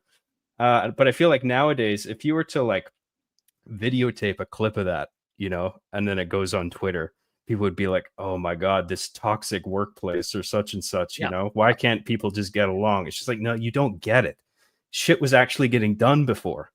And it's like we're shouting each other, but we're actually friends, or at the very least, we're just very functional colleagues that are comfortable enough with each other to actually dig into each other and say, you're fucking this up. You need to do it this way. Okay. Like there's real utility in that is not respected. So, yeah. And I'm friends with all these people still. So like, I mean, Joe Staten and I could not be more opposite politically, but creatively we worked together, we argued, and we got the stuff done. And it was, in my opinion, it was always better than if it had just been Joe or just been me. There was something about the two of us together that has legs. It was better. It was better than either one of us could have done on our own. Mm-hmm. And you don't have to agree to be friends, for goodness sakes. Like, so you can still be friends, and you can be colleagues, and do really good work. Period. Because the work was always the most important thing. So, yeah.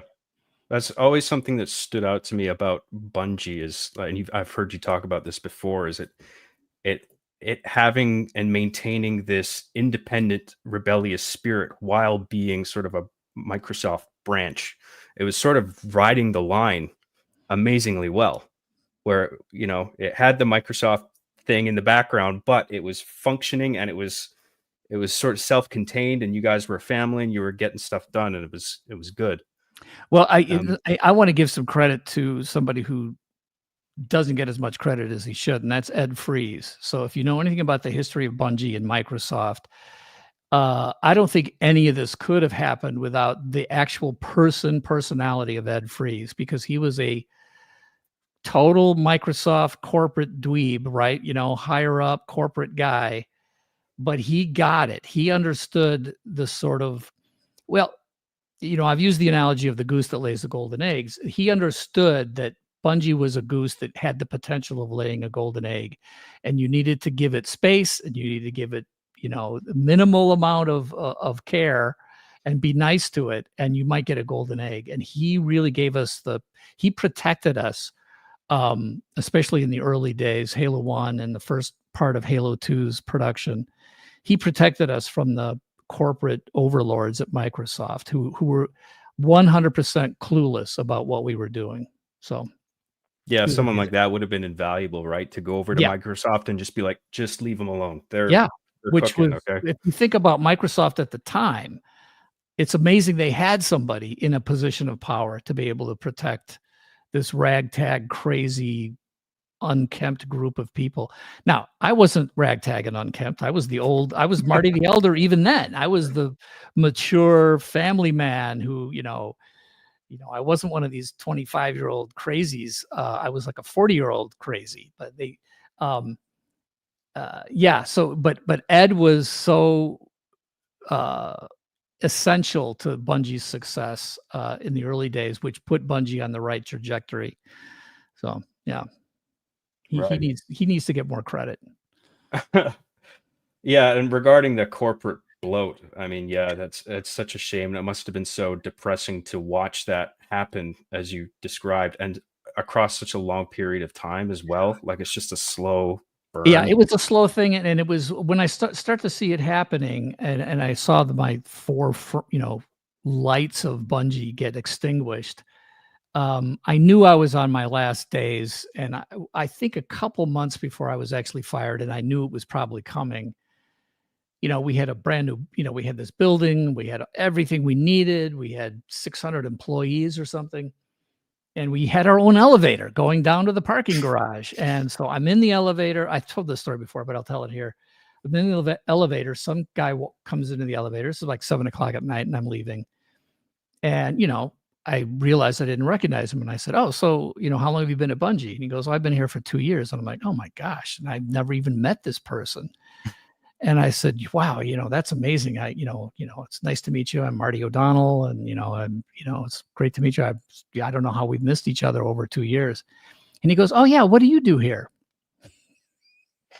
And I'm like, "Okay, wow, that's it's Unreal. it's not like service my ego. You should know who I am. It's just like we've gotten so big." Yeah.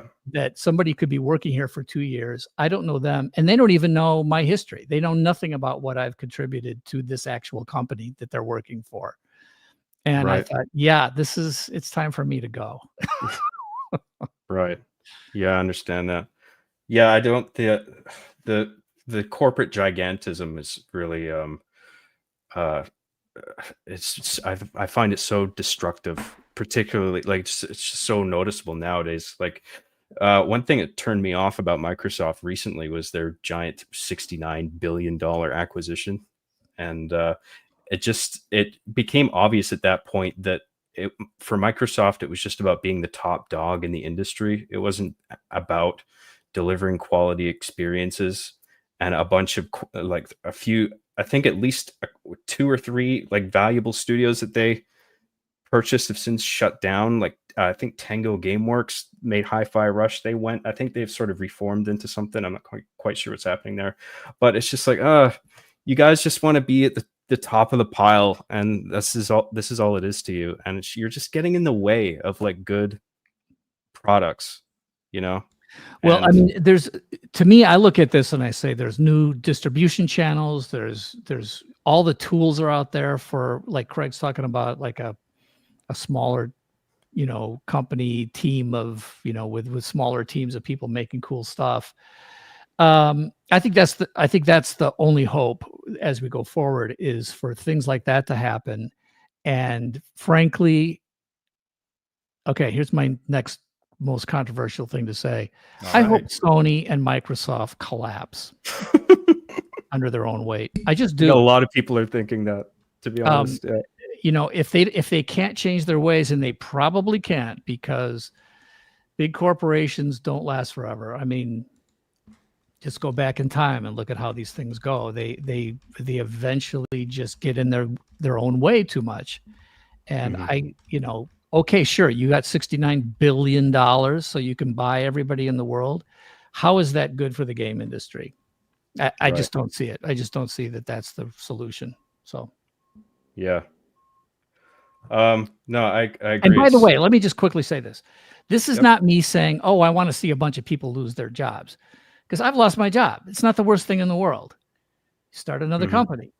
Like, people don't lose their lives, right? They lose some comfortable job that they have, and maybe it's not good for them to be comfortable in their job.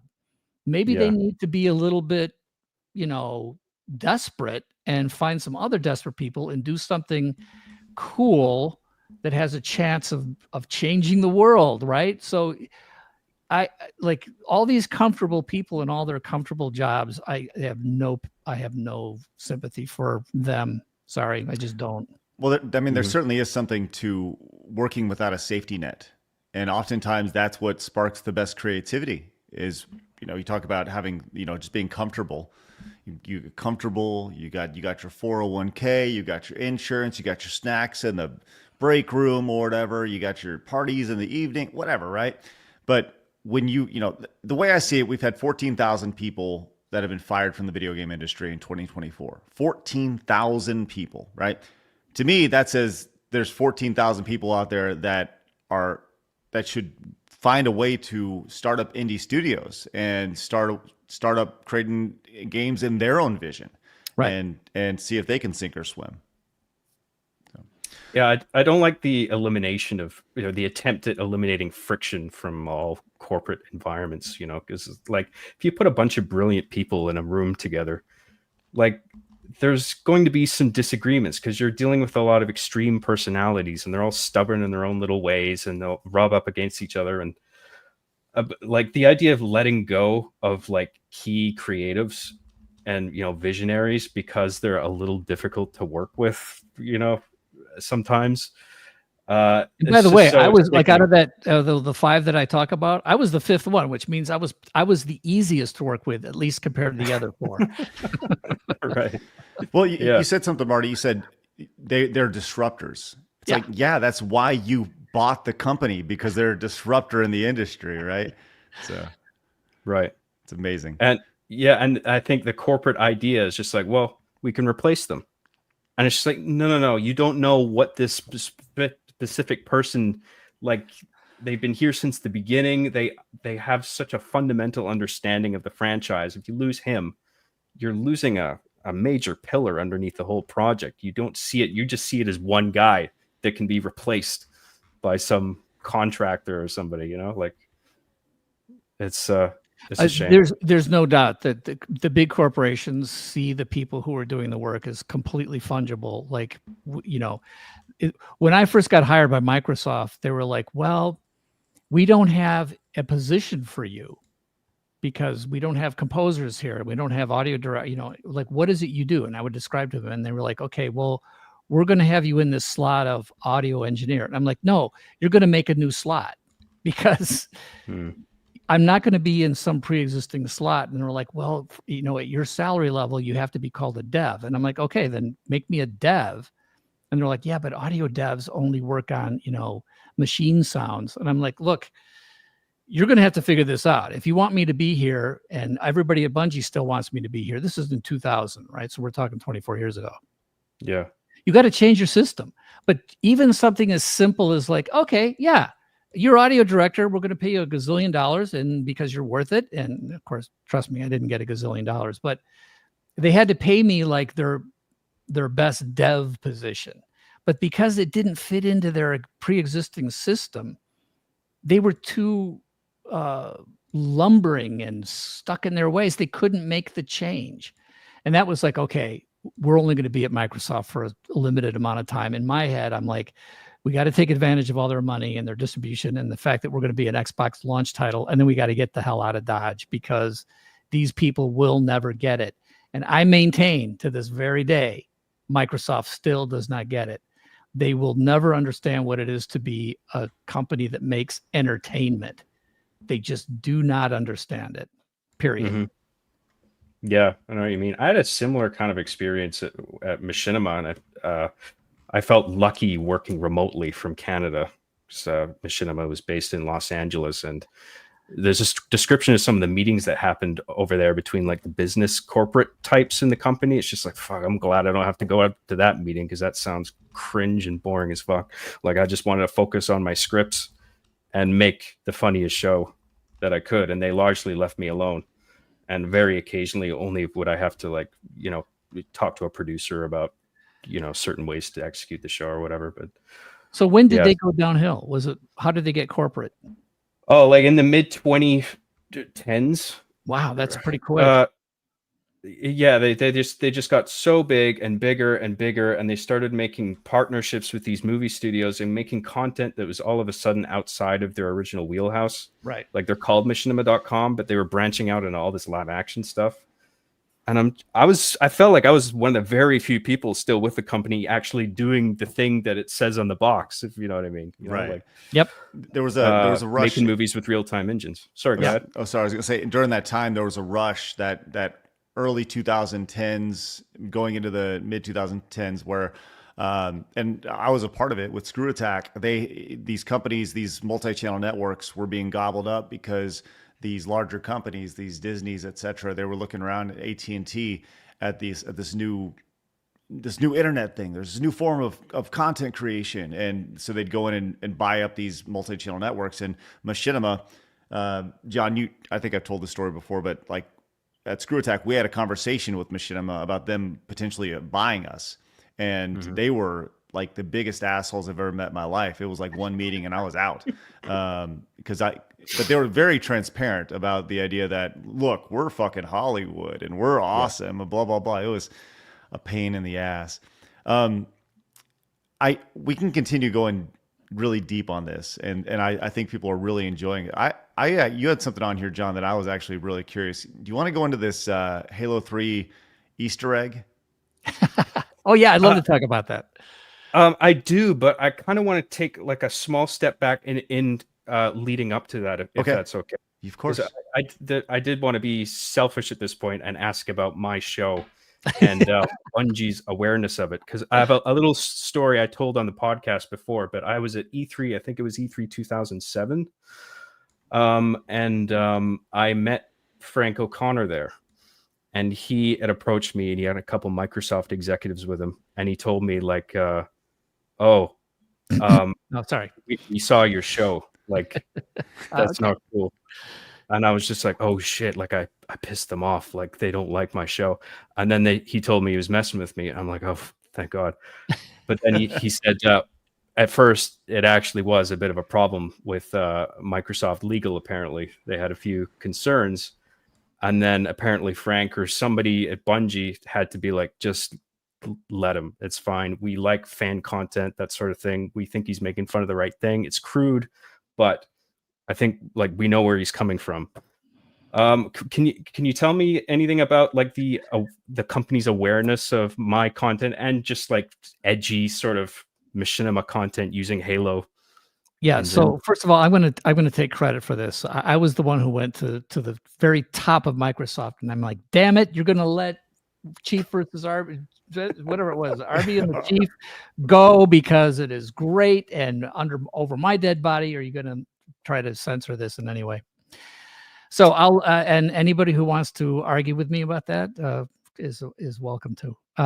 Actually, I don't remember 100% what happened, but I can tell you this: from the moment we shipped Halo 1, I remember being in the office, and for some reason I saw this thing called Warthog Launch, which was this is before YouTube, right? And so there was this guy who was local, believe it or not, to Seattle. Oh my gosh, I suddenly can't remember his name. Warthog Launch. Anyway, it's this funny, it's cut to music. It's this guy who figured out how to put all these grenades under under a Warthog and stand in it, get launched up in the air. And like, he cut this thing together so creatively. And I sent it around the office and I said, look at what the fans are doing. Look what this one fan is doing. So, we brought him into the studio, we supported it, and we immediately, this is the one. This guy who uploaded it, though, that's not the guy who did it. Oh my gosh, it's so horrible that I can't remember his name. I remember this video. Yeah. But anyway, this was early. So it was before there was such a thing called machinima. And if I remember correctly, we promoted this like on Bungie Net and said, isn't this fun? And then Randall Glass, that's his name. And, we brought him in and gave him a tour and he's a super nice guy, very talented. But this is happening just within, not even, I think, a full month after we released Halo 1 for the Xbox. So, you guys probably remember how hard it was to capture video, edit video, from the Xbox, make a whole thing out of it. The tools were not easy to work with. So I believe that the guys from Red versus Blue saw this and realized that they could do something. So when Red versus Blue first came out, I was always sort of looking at like, what are the fans doing? Because this is great. This is great for us. This is great for Halo as a product, because we're not spending a dime. We're not spending any creative time. And the fans are doing this thing that extends the lifetime of people appreciating the thing we made called Halo. So, there was a point with Red versus Blue, especially, where Microsoft wanted to, here it is. What are we doing here? Why are we here? That Microsoft was sort of like, this is, they're using our intellectual property. We shouldn't let them do this. They need to license it and blah, blah, blah. And we did go to Microsoft and say, please, this is all new. This idea, can't be anything but good for us. And you shouldn't try to control it. And I think when RB and the Chief first came out, there was probably, wow, this is a little more profane than we're used to. But it was so funny, and it was viral, I think, almost immediately, if I remember correctly. Yeah. And we, of course, everybody in the office. Whoop, what was that? Something. That was me. Sorry. That was me. Sorry. I'm previewing an RB and the Chief episode to pull it up. Sorry. My fault. Okay. But it was, it was so much fun. And we loved, everybody in the studio loved seeing what people were doing with our engine. And there was a lot of stuff out there that people were trying to do. Some of it just disappeared forever. I mean, but I do remember like there was a talk show that happened inside the place, inside Halo 2. What was that called? Anybody remember? I was actually on it. It was a talk show that took place inside Halo 2. I can't remember. It was really fun. And then RB and the Chief and some of these other things that were like, you're kidding me. Like, what is this even? It's not even using our engine. It's using, these action figures. It was like, Halo meets Mr. Bill. It just was cracking us up. I mean, it really did. It cracked us up. And the fact that you were using the Microsoft computer generated voices, right, for some reason even made it funnier in your script. So, here's some of that great comedy here, John. God, what the hell? Wait. I must have found the Ark, because your ass is out of this world. Jesus Christ. Get a life, you fuck. Yeah. By the way, that's the exact Cortana action figure that I think when I showed it to Jen Taylor, she was like, I mean, we got Jen Taylor, the voice of Cortana, to come in, and we showed her the original art for Halo 1, and it was like, it's based on Nefertiti, and it's, it's almost androgynous, and, it's see-through, and, you're not really naked. And she was like, yeah, okay, fine, good. And then, as the Cortana character kind of evolved over the years, and I showed her this action figure, and she goes, oh, boobs. And I was like, oh yeah. So we sort of went in I didn't do that, Jen. I promise I didn't do that. But yeah, I mean, your stuff was hilarious. And I think we saw your stuff from the very first thing. I think it was before it was called RB and the Chief, right? Wasn't there some Master Chief Sucks at Halo? I mean, yeah. 3 of those. Yeah. Okay. I guarantee you, we were aware of those things because we were all looking for stuff online. So we saw that right away. And then now if you want to ask me about the Easter egg, I'll tell you what the deal is on that. Sure. Okay. So I'll give unless you have something else you want to ask, go ahead. John, how does that make you feel knowing that they were watching your stuff while working on this game? There was like a reciprocal relationship here. Oh man, it's awesome. I mean, I figured that's what was happening. It's just nice to have it confirmed. But like I was aware that there were like Bungie community posts, and one of them was like, I remember one of them was referencing my show, and the post was titled "Do not watch this video," I think, and it was like all caps, ended in a period. It's like, we disavow the language in this, whatever, but here's the link, check it out, right? So do not watch. Appreciated that. Yeah. And I ended up getting the recon armor in Halo 2 based off of the second episode that I put out, which was called Recon, where Chief concocts a plan to get the army or the armor from Bungie by sending manipulative provocative email saying that he like faking cancer basically. And then that got me the armor. And then the first thing I did in the next episode was just made an episode where Chief wears the armor and gloats about it to everybody online, saying, haha, I have the armor and you don't. Like, it worked out so well. Right. All right, let's talk about this Easter egg here. Right, yeah. So in Halo 3, there's a campaign mission near the end called Covenant. And you approach the Citadel near the end to stop Truth, and you blow up these scarabs. It's a 2 scarab fight, and then you grab a Hornet or a Banshee, and you fly up to one of 2 sides of this structure. And what I assume is happening is that there is a trigger volume on either side that you can stand in and stop and wait. And one trigger volume on one side will play, I believe, some MIDI music that you had arranged for that what didn't end up getting used in the final game. And then on the other side, there are lines uttered from a Microsoft Sam voice saying lol lol and referring to guitar wank, which is a hilarious term. I have an idea of what that might be, but I'm wondering if maybe you can elaborate on that and how this got implemented. Okay, so the piano music is from Myth 1. So it was composed in 1997 and shipped in Myth, and it's called Siege of Madrigal.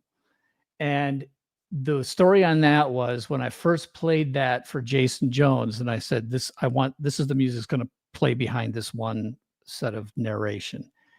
And he goes, oh man, I don't know, piano music? I don't know. And I said, Jason, trust me on this. You know, this is one of those arguments. But he wasn't super strong, but he didn't think piano music was going to fit in the Myth game. And I said, this is going to have a really important moment emotionally. It's going to really tell the story. Trust me, it's going to be good. And he goes, okay. And it turned out to be like one of the most favorite pieces for everybody who played Myth. So we developed it. It was in Myth 2. And then I started using it as an Easter egg. And I think the first time I used it as an Easter egg was in Halo 1. And it was just like you had to go to a very obscure place to find it. And then we had a little trigger volume. And if you stood there, it would start playing. And it was just this little homage and a sort of a dig at Jason. Like, I told you, Jason, that kind of thing. Right. So by the time we did it on Halo 1, we did it on Halo 2. And now here we are in 2007. And at the very end of production, we're doing the Easter eggs. And I got to figure out where to put my Siege of Madrigal piano music Easter egg. I flew whatever those things were, Hornet up to that thing. And my rule was always that you had to get to some obscure place that's hard to get to and not die. You had to be able to continue the game from the point of the Easter egg. Right. So I found this spot that was similar to a spot that was in Halo 1. And, you flew there and you got out and you walked up to this one spot. And then that's where the piano music would play. So I went to my guys, Jay and C. Paul. And because I wasn't the person who physically put the trigger volume in I didn't have the tool. The Jay had that tool, right? So I said, Jay, here's where I want my Easter egg, and put it here and do that. And they were my guys. They always did what I asked them to do, and they knew that it was time to put the Easter egg in. And then they decided on their own to make their own Easter egg and not tell me or anybody else about it. And so they're the ones who, it was Jay and C. Paul. And that's why I think one of the lines is, Marty, we're going to so get fired or something like that. So that became a tradition where on Halo 3, they did it. And then Halo 3 ODST and then Halo Reach, we had, I always would say, here's how I want, Siege of Madrigal to be an Easter egg and how to find it. And then I knew that they were probably sneaking something else in. But by the way, I don't think I knew about the RB and the Chief Easter egg in that spot for years. I mean, they didn't tell me they did it. And I waited until some fan put it on the internet and I'm like, wait, what is this? And it was always funny for them to find out what they did. So they invented that whole thing. And I think it's really funny that they used your choice of whatever that Sam voice, is that what it is? Sam? Microsoft Sam. Yeah, it's from Microsoft Windows Sam. XP. Yeah. So they did it completely because of RB and the Chief, which was popular at the time. So that's why it's la la la la la and all that stuff. You guys want to see it real quick? Sure, go ahead. Here we go. This is let's see. This is the siege of Madrigal that you talked about here.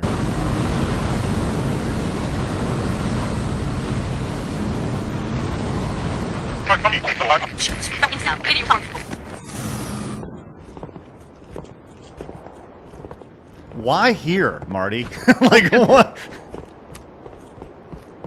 Because when I would play the game, I was always exploring to see what crazy places would Bungie let me go. Because we had to put sound design every place. We had to make sure everything worked. And so if I found some place I thought, who's ever going to come here? Right. Yeah, there it is. There it is. And like you were saying, you got to make sure that they can get back as well. Yes, I always wanted it to. That was my little rule. I didn't want you to have to go someplace that you'd commit suicide at. So, So I think it's funny. I chose that side. It never occurred to me that J&C Paul would say, "Hey, let's do our own Easter egg on the other side." And here's the Microsoft Sam. Has found a way into the Citadel. He's waiting for you on the platform. Oh, and they put a long timer on it. That's hilarious. This game needs more guitar wank.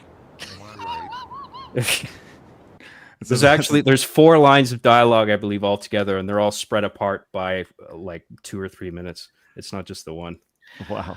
So the guitar wank comment comes from a very famous, if you look this up, you can find it. There was a bug that was logged during Halo 2 development. And it went up the chain to people who looked at bugs, and then it would get assigned to people who could fix the bug. That's how bugs work, right? Mm-hmm. And this bug came up from some low-level moron. And nobody would touch it, and they finally sent it to me, and it was like problem. It's a very specific way of talking about how you register and write your bug, and it was like problem. Start up Halo 2, opening scene, too much guitar wank. Solution: turn down the guitar wank. And then this was talking about Steve Vai, and of course these were decisions I had made, and nobody wanted to touch this, so they just sent me this bug like I was supposed to fix this bug, and it was late in the process, and I was like so pissed off about this. I was just like, whoever this guy is, fire him, which they didn't do, of course.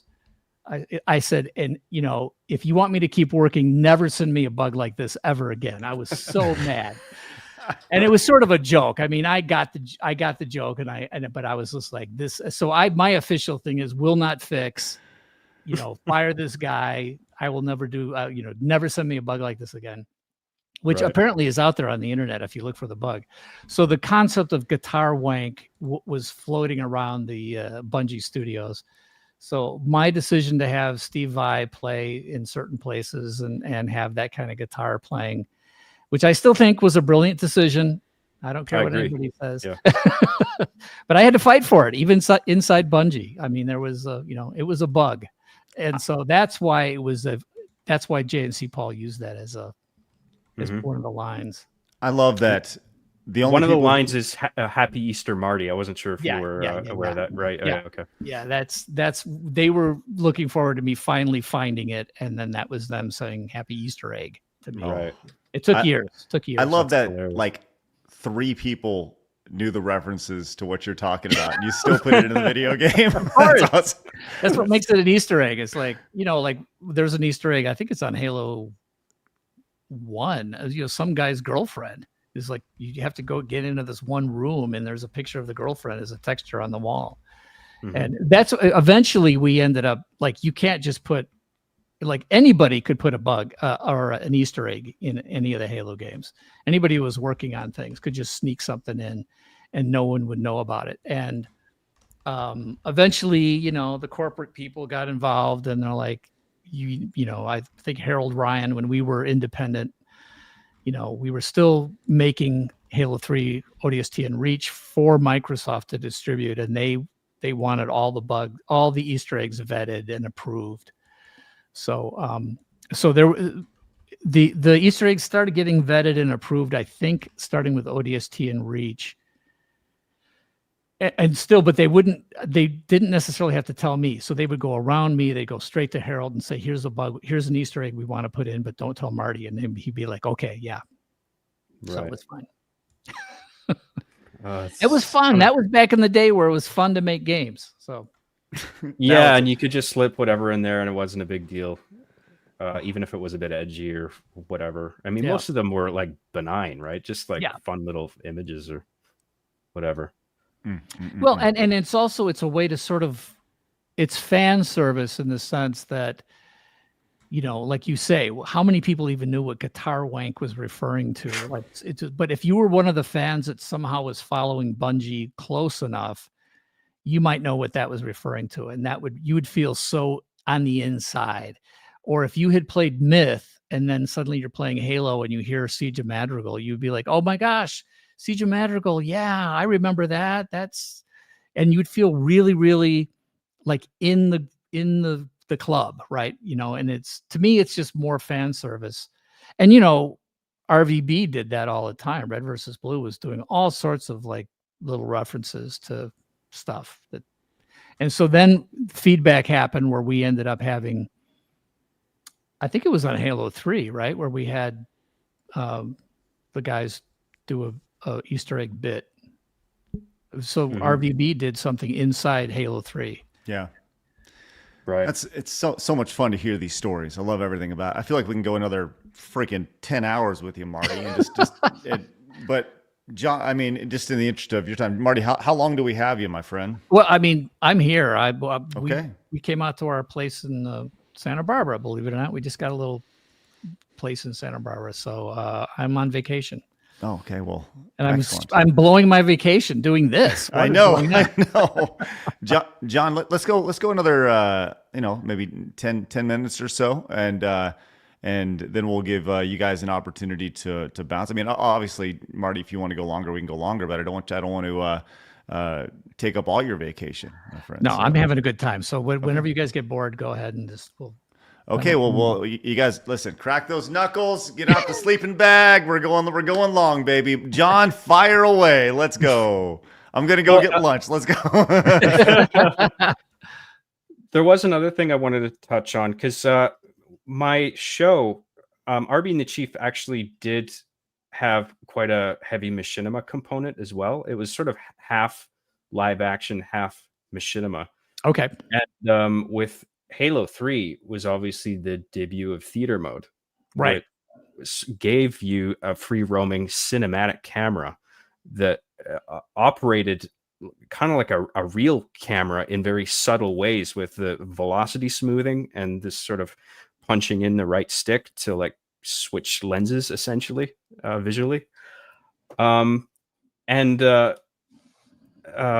particular regard to sound design, I mean, it mixes all the sound in real time in surround sound, and also does really cool things like if you have like a vehicle engine that's like driving at full speed and you pause the game footage, the sound of that engine at its peak will sort of loop seamlessly. Yeah, as if it's in that state. And didn't we also have it go down in volume too as it was looping, or did we not? I can't remember. That's what I wanted.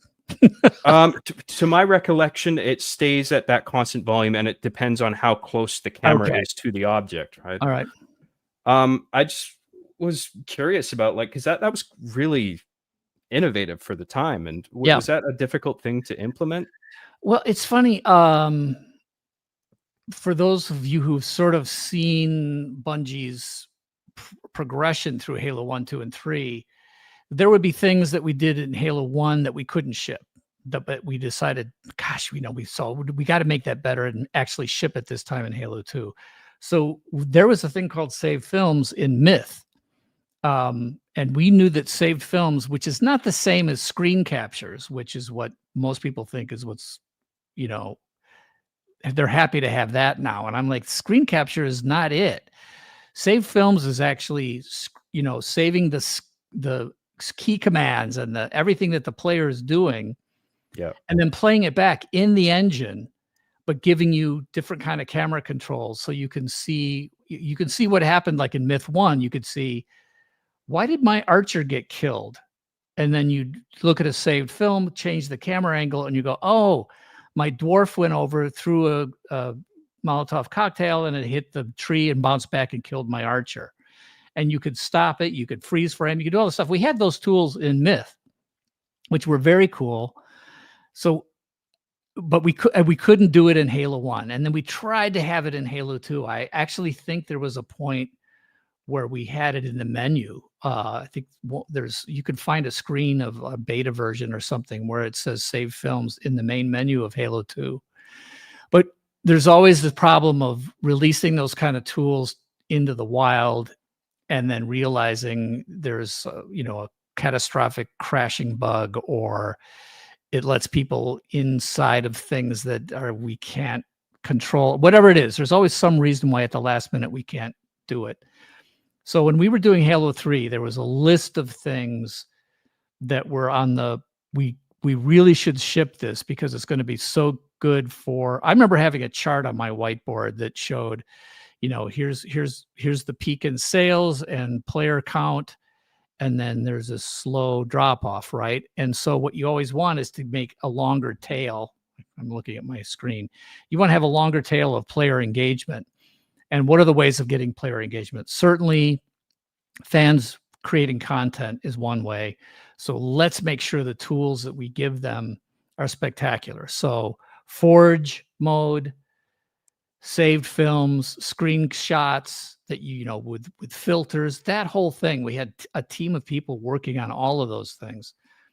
But as we got closer and closer to shipping, they were, the amount of testing that you have to do to make sure those things are rock solid is, it's time consuming, it's expensive, there's bugs. And our goal is to ship a game that doesn't have bugs. And so we'd see a high bug count on Forge mode and a high bug count on saved films. And it was like they were almost going to get cut. And there was a group of us, I was one of them that was just like, for the love of God, we have to figure out how to make these things shippable, because they are we don't even know what the fans are going to do. And here was the hard part. You have to convince your publisher why we're spending time on this thing that doesn't exist anyplace else. And they're like, what's the return on investment? Why are we spending money on this thing that doesn't have any history of making anybody money? And we would be like, it's not about making money, but you will make money. But you just got to believe that if you let us make this stuff cool and ship it, you will have fans that are working in the Halo engine for years to come. You will have communities around these tools that we're releasing. So, we could show them, there were the mod community, of course, for going all the way back to Doom and games like that, where people were making mods and it would extend the life of any of these products. I was a huge fan of save films and then screenshots of save films. I'm like, oh my gosh, this is so amazing and cool. There's going to be entire websites that are just filled with people's cool websites. And if we integrate that into Bungie Net, so you have your own place to save your films and share forged maps and show screenshots, like the entire team, this is not all me at all. I was just a big fan of how cool this could be. But it was very close. Each one of those features was close to being cut. And I was so proud of what we shipped in Halo 3 because we got all of that stuff in. And I still think that probably as just a singular product, Halo 3 is my favorite for that reason alone. It was so chock full of goodness. I mean, it had so much stuff that had never been seen before. It was a good single player campaign. It was great multiplayer. And then it had all these features that nobody had seen before on the community side, the shared films, Forge, screenshots. It was just, it was a huge, huge thing. And in my opinion, it should be, you know, the level upon which everybody builds from then on, including every Halo product. So when I see Halo products being released and those features aren't in there, I'm like, you're kidding me. Like, we gave you the floor. Like, this floor is what people are expecting now. Build from there. Don't take these things away and expect people to be happy. Oh yeah, no more, you know, no more couch co-op, no more co-op on a single screen. Oh, we're cutting that. It's like, you're cutting that and giving us what instead? You're cutting Forge and giving us what instead? Like, you're just cutting it. You're just not releasing it because it's too hard. I mean, oh my gosh, that just drives me crazy. So I'm sorry, I went on too long, but like, there's no I'm such a thing as wrangler. too long. Keep going. It's No great. problem, I'm literally putting a tweet out right now just saying, like, if you're a fan of Halo or just amazing video game stories, you are missing gold right now. Because I'm sitting here just like, oh yes, Marty, and oh, yes, John. What else would you like to ask? You know, think about the team behind all of those features. Think about how much work is involved, and then what you have to do to coordinate and get that put into a game and ship it. Especially when you have corporate dweebs out there saying, well, we don't show us an example of how you make money on this, and Sony doesn't do this. And we're like, yeah, for the love of God, we're going to cream Sony with this. We're going to cream our competitors because the fans are going to take all of these things and run with them. And that's the only thing that's important. Like, you will make more money. I can't tell you exactly how much money you're going to make or how you're going to make more money.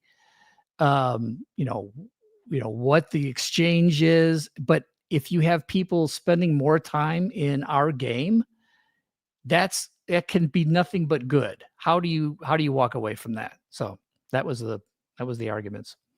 Well, I think a big part of Bungie's success in the early days, apart from the quality of the work, is their distinctive community engagement. Yeah, like they loved their fans, and they were constantly writing on their website, staying in touch with people, you know, encouraging them to make projects and then share them on their own website, bungie.net, which is also quite an innovative thing as well, right? Them having their own website with all the player data and heat maps and all that stuff. I don't see that kind of community engagement from developers anymore. Yeah, and you know, the funny thing is the team that sort of invented BungieNet, and then the seventh column, I think, which was allowed any individual to make their own basically homepage and share their own stuff and have their own things and their own pictures and their own forum threads. Like, we gave that to everybody who wanted it in BungieNet. And it was called the seventh column, and everybody could have one of their, you know, their place and bring their friends in or open it up, whatever it was. And I remember a few years after we had done that, and the guy's name was Zach Russell. He had started out as a tester, and then he moved up. He was a brilliant engineer, programmed this whole thing, had a vision for how it was going to work with the community team and the whole thing. And he came to me and he goes, "Oh, Marty, we blew it," because he says what we invented with the seventh column was Facebook. Yes. But we didn't realize it until Right. Facebook came in and just blew it all out of the water. And he was like, if we had just realized that we could have kind of rebranded it and not had it Halo and Bungie centric and just be this ability for people to do their own thing. He said, we invented Facebook before Facebook did. And I'm like, oh, Zach, I'm sorry, dude. Like, you're right, but too bad we didn't do it. So it was a shame, but it's true. I mean, you know, that was, I didn't realize, like, that's really what he had, you know, what they had engineered was essentially Facebook, but it was before Facebook, and we didn't realize how big that could be. You probably wouldn't be talking to us today if that was the case. You'd own Santa Barbara at this point. Feels like all these developers now are just getting the life sucked out of them. And like Bungie had a spark that was so respectable and exciting. And, you know, on top of the work, it was also the sense of community, which the people you're describing, the corporate people, they're just looking at, you know, financial documents and looking for like a concrete number that indicates like, oh, this is profitable because the number is going up. See, they're not looking at the bigger picture of all the goodwill and communities that you're cultivating with fun projects and engagement with each other and the devs. And if Microsoft was so full of really smart people, they owned the seventh column. We developed that, that tool, that fan service we developed while we were Microsoft employees. If Microsoft had people who were that smart, they should have said, "Oh my gosh, we're taking this from you, and we're going to make Microsoft Book or whatever." It would. Right. They had the ability to have made and recognized Facebook. But remember, these are the same people that rejected Half-Life. So, so Gabe Newell, of course, had worked at Microsoft, and then when he went off and started his own little company, he presented Half-Life to them, and they're like, "No, that's not the kind of thing we want to do." I'm like, yeah, these are not brilliant people. Sorry, they're not. Right. Yeah. Now I could get you, Craig. I hope I don't get you in trouble for the things I'm saying about Microsoft. But no, I listen. I for one welcome in some sort of legal disclaimer from Microsoft about today's episode. We'll see how that goes. But no, I'm loving this. These are stories and conversations that you don't hear from, and I think the biggest thing about this is you can only hear this from people who were a part of that era, and specifically people who aren't in the industry now because you're working without a safety net, and everyone else is so they don't want to get fired. They got to toe the company line, and it's really cool, and it's definitely harkens back to this era that I think a lot of people look back on, where you're making these giant AAA games, Halo, with the biggest franchise of all time at the time, and it wasn't built out of corporate mandate. We need the next hit. It was, we want to make Halo because this is going to be fucking awesome, and we're all pulling the rope in the same direction. And I think it's so refreshing to hear that a product that we all loved and still love, started with in the right place. So, John, what else you got, my man? I just wanted to add that, Halo 3 was distinctly feature rich, which I think was at least partly inspired by the amount of attempt at customization in Halo 2's multiplayer, like people making up their own game types and stuff. Yep. And you guys were like, oh, we should like bake this into the interface and let them just customize anything and make whatever game types they want and have it be sort of official, and they can label it whatever they want. Just that kind of positive feedback loop, because you were hyper attentive to how players were experiencing your games, and it's just like, how can we take what they're doing that's cool and facilitate that and make it bigger and more exciting and more polished. And like the theater mode is an absolute game changer for someone like me, with like to all of a sudden have a cinematic camera, because I was making videos with like Halo 2. And you had to use the player perspective as a camera. I had the reticule. Red versus Blue's famous for this, right? But then with Halo 3, it's just like, you are kidding me. I have this camera. I can put it anywhere. It looks like a movie. I can make the depth of field shallow. I can flatten it, make it look picturesque. I can rewind the same chunk of action as many times as I want, and things are going to play exactly the same. And I can get coverage from every angle. Like, this is a filmmaker's dream. And I went to college for 4 years. I got a BFA in film.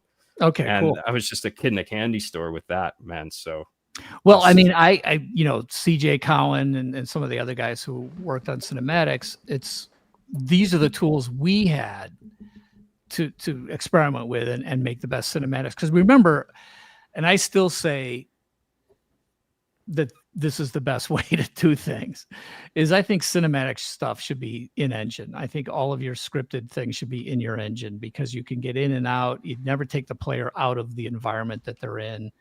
So he's like, pre-rendered cutscenes are never good in my mind as a game designer or even a player.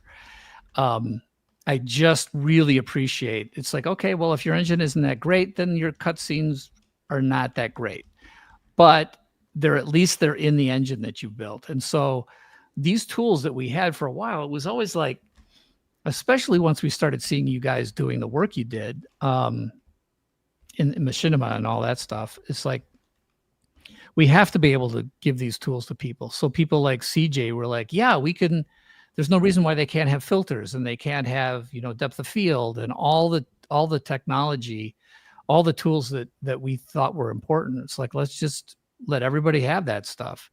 So, we knew that like I was saying before, the corporate people would say, what percentage of fans will take advantage of these things? And we're like, that's not the point. Right. Yeah. Because if one person out of 10,000 makes a piece of content using these tools, 10,000 people will consume it.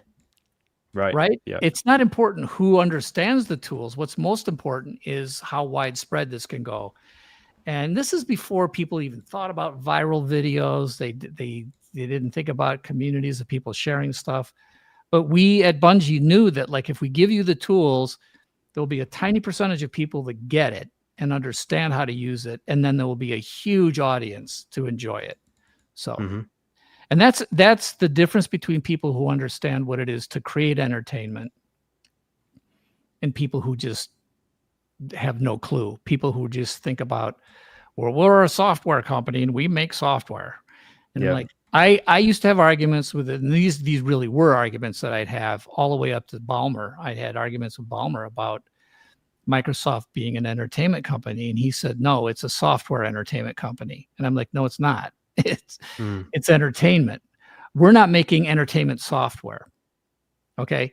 Adobe makes entertainment software. Avid makes entertainment software. Entertainment software is software that is used by a creator to make entertainment. Halo is entertainment. And then if we give tools, we're giving entertainment, software entertainment tools to people like Jon who are going to make entertainment. Right? So we are not a software company. We are not working for you, Microsoft, to make more software. We are making entertainment. So this is the kind of thing that anyway, marketing and biz dev type people they just don't get. They don't understand it. So, and Jon and Craig and Blabs understand what I'm saying. Because you know what? This is what I love. Now, it took me a while to even understand the new world of content creators. I went to I forget what it was. It was probably 5-6 years ago. I went to the DICE AIAS shows. And I've been going to those shows for a while. And there's awards and there's things. And Craig, we should talk about what awards are actually. But anyway, before we do that, there was a bunch of little talks that were being given. And one was a talk that had these like 3 content creators. And I'm like, oh, well, I'm a content creator. I wonder who these people are. And they were all like 19, 20, 21 years old. And I'm like, wait, are these kids that sit around streaming themselves playing games?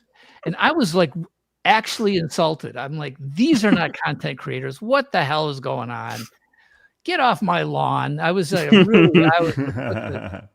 disbeliever. And so, I went to this talk and I'm like, well, these people are kind of interesting. What is this thing? And then of course, the smart people around me are like, Marty, this is the future. These content creators are helping to sell products, and they're really creative, and they do these shows. And of course, here I'm the guy who loved giving tools to the fans for them to make essentially content. But see, I didn't think of Jon and RVB and the Machinima folks. I didn't think of them as content creators. They were creators. They were making creators. They happened to be using some tools that we had developed or some environments we developed. And, that was great. But this new generation of content creators who are just sitting there like, yeah, I'm going to play through this game today and just play through it. And you're like that. I was like, I don't even know what that is. I'm not even going to pay attention to that. Now, some of my best friends are content creators. Now I've changed. So some of my best friends are also content creators. I believe we're making content right now. That's right. We are, and we're delivering all sorts of gold. You're delivering all sorts of gold to the normal men tuning in. Quick reminder, guys, if you are just popping in, do us a favor, hit the subscribe button. Of course, hit the thumbs up button. We're closing in on our goal of 1,337 likes, which is excellent. So thank you for that. I'll say this, man. This has been an outstanding conversation. I want to continue this. Let's do one or two more questions from John, just in the interest of making sure that Blabs doesn't die from malnutrition. But I would love to circle back and do this again in the future, because I know that we've only just scratched, the surface of what John and his. And then I worked with Paul McCartney. Okay. Oh my God. Just So, kidding. So John, say the best for last. What you got? Pressure. I actually already went over a lot of my key points. So I really appreciate, by the way, everything that you've shared, Marty. I mean, it's insightful and so great to finally hear this from you. After having created stuff with your tools for so long. Like I never thought I would have this conversation. It's just been really nice. So. Well, I'm still alive, so that's good. Glad I caught you while you're still alive. That's a key element. Go ahead. Yeah, John. I use I still make like Arby and the Chief and just entirely machinima like projects, and Cool. I always use Halo Reach. It's my go-to. Oh, excellent. Game. It's just it took the things that Halo 3 established, the Forge mode, the theater mode, that stuff was brought into Reach, but then Reach just has this overall different aesthetic that is more gritty, rooted in sort of humanity and sacrifice. Those are sort of constant themes, and they affect the art design. And I just love the utilitarian design of all the armors. I love how everything looks scraped up and battered. I like the selection of maps is really good in that game to shoot on, because it's a lot of sort of recognizable sort of urban environments that you can repurpose for your story. Like this is a school or a library or a police station or whatever, you know what I mean? Like it's a bit harder to do that in Halo 3, but with Halo Reach, it's just like there's such a array of maps for pretty much any kind of environment, and any sort of gaps that you can't fill with the built-in maps. You have the Forge mode to build some construct, whatever room that you need to fill, and then the sort of the varied landscape of just Forge World alone, and the amount of backdrops and shooting locations. It's just a dream to work with, and there still hasn't been a game to surpass that tool set. The way Reach works, the way the camera moves. 14 years ago. Why are people not building on that? See, I'll tell you real quick. The thing that I used to emphasize, and I wasn't the only one, but it was whatever you ship in Halo 1, that's your base. Halo 2's got to build on that. And then whatever Halo 2 is, that's your new base, and you got to build on that. So you can never take features away. You always have to add to what you've already given the fans. And now remember, it was Halo 1 2001, Halo 2 2004, Halo 3 2007. We had time to learn from each of these things. So by the time we got to Halo Reach is 2010, and Marcus Lato, who had been art director for the first 3 Halos, and now he was creative director on Halo Reach, his vision, you should get Marcus on. He is the sweetest guy ever. He's not one of those guys. My arguments with Marcus were always kind of he was just so low key, very stubborn, but they were not as sparky as my arguments, let's say, with Joe or Jamie. But Marcus is just the sweetest guy. He will never say anything bad about anybody. Well, he might about me, but we'll leave that to be. But he really is the one who had the vision to give Reach to the fans with Forge World. I forget the guy that, of course, Chris Carney was a guy who had developed a lot of multiplayer maps. What's the guy's name who had the vision for Forge World? But that was he brought this forward. He was one of the designers for maps, and he brought it to Marcus saying, Forge World should be this huge thing, and these tools should be so much more developed. And Marcus is yeah, we're going to make that happen. So it was just such a pleasure to be on the team and see those people, get that stuff shipped. And to me, it's like, okay, we shipped that in 2010.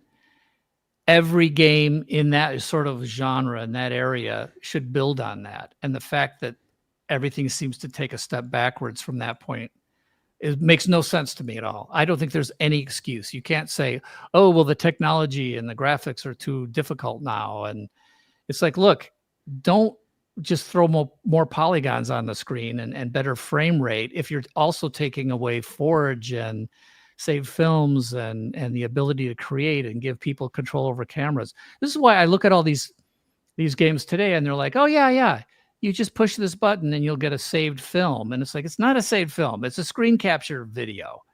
Like you can't do anything with it. Am I right, John? You can't break a camera away. And what games can you break the camera away and do stuff with right now? Right. Yeah. Very few. Are there some?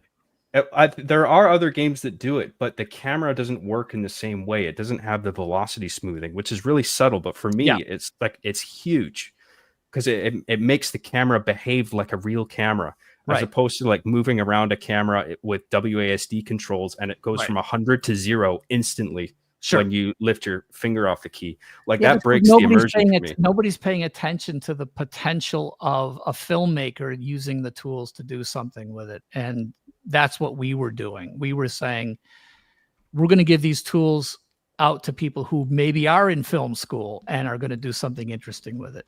And nobody is, because they don't see the return on investment, there's nobody behind it. So Craig, get your new company going, get some teams out there making this stuff. The tools are there. Yeah, I know. I'll tell you what, I just need a few $1 million of investment to make that happen. So, well, it's interesting that being here. Marty, you can be our audio lead. What should we get? It's audio interesting director, that being the audio case. lead. Okay, audio director. I don't know. That's the. I'm the idea guy, right? I'm just But yeah, John, go ahead. But you think that being the case, it's interesting that that's the thing. But photo mode in a lot of games is a huge thing now. Yeah, like, it feels like every game has a photo mode where you can break away the camera and pose it. But like Halo put particular focus on making the camera filmic to make it behave in a certain way that felt like an actual film, which I can't get enough of. I mean, that's just perfect, and no other game has topped it. And the idea of CJ Cowan and Lee Wilson and some of the other guys who, were part of making, I'm guaranteed we're part of that conversation. You should get them on and talk to them about it. And the idea of saving game data as opposed to video data, I mean, is brilliant just for the space saving alone. Of course. Yeah. Like it's a fraction of the storage, because it's just like you were saying, it's just input commands. It's basically just a text document that gets loaded in, right? Yeah. Video, like if you want to save 1080p, just a clip is, Yeah, I mean, we could. The thing is back in the day, right? I mean, we couldn't even have uncompressed audio because it was too big of a footprint in terms of stuff that it took up. And the same thing with, like, why would we do pre-rendered cutscenes? They were huge in terms of data, and they were inflexible. You couldn't, once you pre-rendered a cutscene, you couldn't change, the fact that there was plasma scoring on the wall, or you were carrying a sniper rifle into the scene, or all these things that kept you immersed. But at the same time, it was also a savings of huge amounts of data, because capturing video is gigantic. A gigabyte of something was, ridiculous. I mean, this is, sometimes you could be so much more creative when you are constrained. You look at, Atari games, on like 12 bytes or whatever they were. But to me, it's like, it's just too simple now. It's like, oh, we got these giant terabyte hard drives, so just push a button and we'll do a 1080p capture of video. And I'm like, okay, well, you're dumbing down what was actually good. Pay attention to why this was good. Yeah, maybe part of the reason we did it is because it took up less space, but it also opened up all these other possibilities, because we were giving you your own camera to do your own thing with, and then give you filmic techniques. And, you know, the data that you were working with was, like you say, it was basically the size of a word processing document. So, Right. Well, I'll always be eternally grateful for that tool set and that what Bungie used to be in terms of community. It's not quite there like it was. I wish it was. But maybe one day, I don't know, the tides will turn on that. And I appreciate what you guys did and Microsoft with your game content usage rules in regard to like making fan projects. And also props to you for letting people use the Halo 3 soundtrack in their productions. I mean, that's a huge W move, like, for the community. And I'm sure a lot of people, including me, are grateful to you for that. good. Yeah. Because that's, you know, to me, it's more important to live on than to try to hold on to something and then nobody cares about it anymore. So yeah, being able to share stuff like that is the right move every time. Yeah. Well, this has been awesome. And we do have a lot of questions for you, Marty, from the community. So we're going to get to some of those if you don't mind hanging a little bit longer. Blabs, is there anybody still watching? Oh yes, we have quite. Listen, when you go down the rabbit hole, sometimes people put you on in the background, they just chill. But yeah, we got well over 2,000 folks still tuning in. Oh, between YouTube and Rumble. So excellent, it's great. Blaz, what do we got for Marty? Okay, so I'm still filtering through, but let me just grab this one over on Rumble because it's a big 51. What? Prepare yourself, Marty, for some boobs for the 50s. All right. Bentley Guy says, hey, Marty, I first want to thank you for what you brought to gaming. I was curious if you'd like to share your favorite gaming composer. A personal favorite of mine has to be Nobuo Uematsu. Yep. Nobuo Uematsu. Yep. Mm-hmm. So yeah, I've met Nobu. He's a very cool guy. I love his stuff. I also love Koji Kondo because he's like a total sweetheart, and he made one of my favorite game scores for early games. He was Mario and Zelda, and like if that's the only thing he ever did, he is a GOAT in my mind. So, but more people who are also friends. Jason Hayes wrote some absolutely gorgeous music. Jeremy Soule has written some amazing music. Austin Wintory. Who else? I'm going to leave people out. Jack Wall is great. It's funny because a lot of these composers, like I'm older than everybody I just mentioned, like everybody from Nobu to even Koji Kondo. So because I had a commercial career prior to getting into games, that's why I thought I was kind of late to games, because all these people were already starting to work in games and I hadn't touched a game yet. So I'd played games, but I hadn't worked in them. So I don't necessarily have game composers that I were heroes like that I wanted to model myself after. I mean, I loved film composers and then classical composers and rock and roll musicians and jazzers, and like I have all these people from the music business that I emulated and modeled myself after. And then all the game composers are kind of like compatriots that I like as friends or respect if I haven't met them. Okay. Jared Haynes for $1 says, good morning, everyone. This question is for Mr. O'Donnell. What was it like getting to collaborate with bands Breaking Benjamin, Incubus for the Halo 2 soundtrack? Yeah, that all came from a music producer named Nile Rodgers, who fell in love with Halo 1 soundtrack and figured out a way to convince Microsoft to release it and distribute it. And when I finally met Nile, because I was trying to distribute it on the inside of Microsoft, couldn't convince anybody that it was a good idea. Nile came in from New York and said, I want to do this. And then we met and I became friends. And one of the things he said was like, Marty, I can get you all these different people to help you with Halo 2. Let's take it up a notch, and I can get you Jeff Beck or Steve Vai or Incubus and I'm like, yeah, go. I'll take anybody. Like, this sounds like a blast. So that's what it was. It was people who were Halo fans. They came in. We had people like Justin Timberlake come into the studio and not NSYNC. one of those boy bands. I forget. Backstreet Boys. It wasn't Backstreet Boys, but whatever. I mean, we had all these people, actors. You know, Hayden Christian would come in suddenly one day, he was taking a tour, and like, you know, it's just like, okay, great. You know, yeah, I was just excited to work with anybody. John Mayer came in. I think some of you might know the story of John Mayer coming in and me sneaking his work into Halo 2 without giving him actual name credit. He got his gamer tag is in the special thanks because he said, no, I don't want my name in the game. If you like this music I'm doing, we worked on the side. He says, I can't have my agent involved or my, you know, lawyers involved. Otherwise it's going to get very complex. So I'm like, okay. Then he says, just put my gamer tag in the credits. Nice. Then That's cool. I can sit on the couch and like be playing with my friends and get to the credits and say, yep, there I am. That's cool. And that's all he wanted he just wanted the street cred, which was really fun.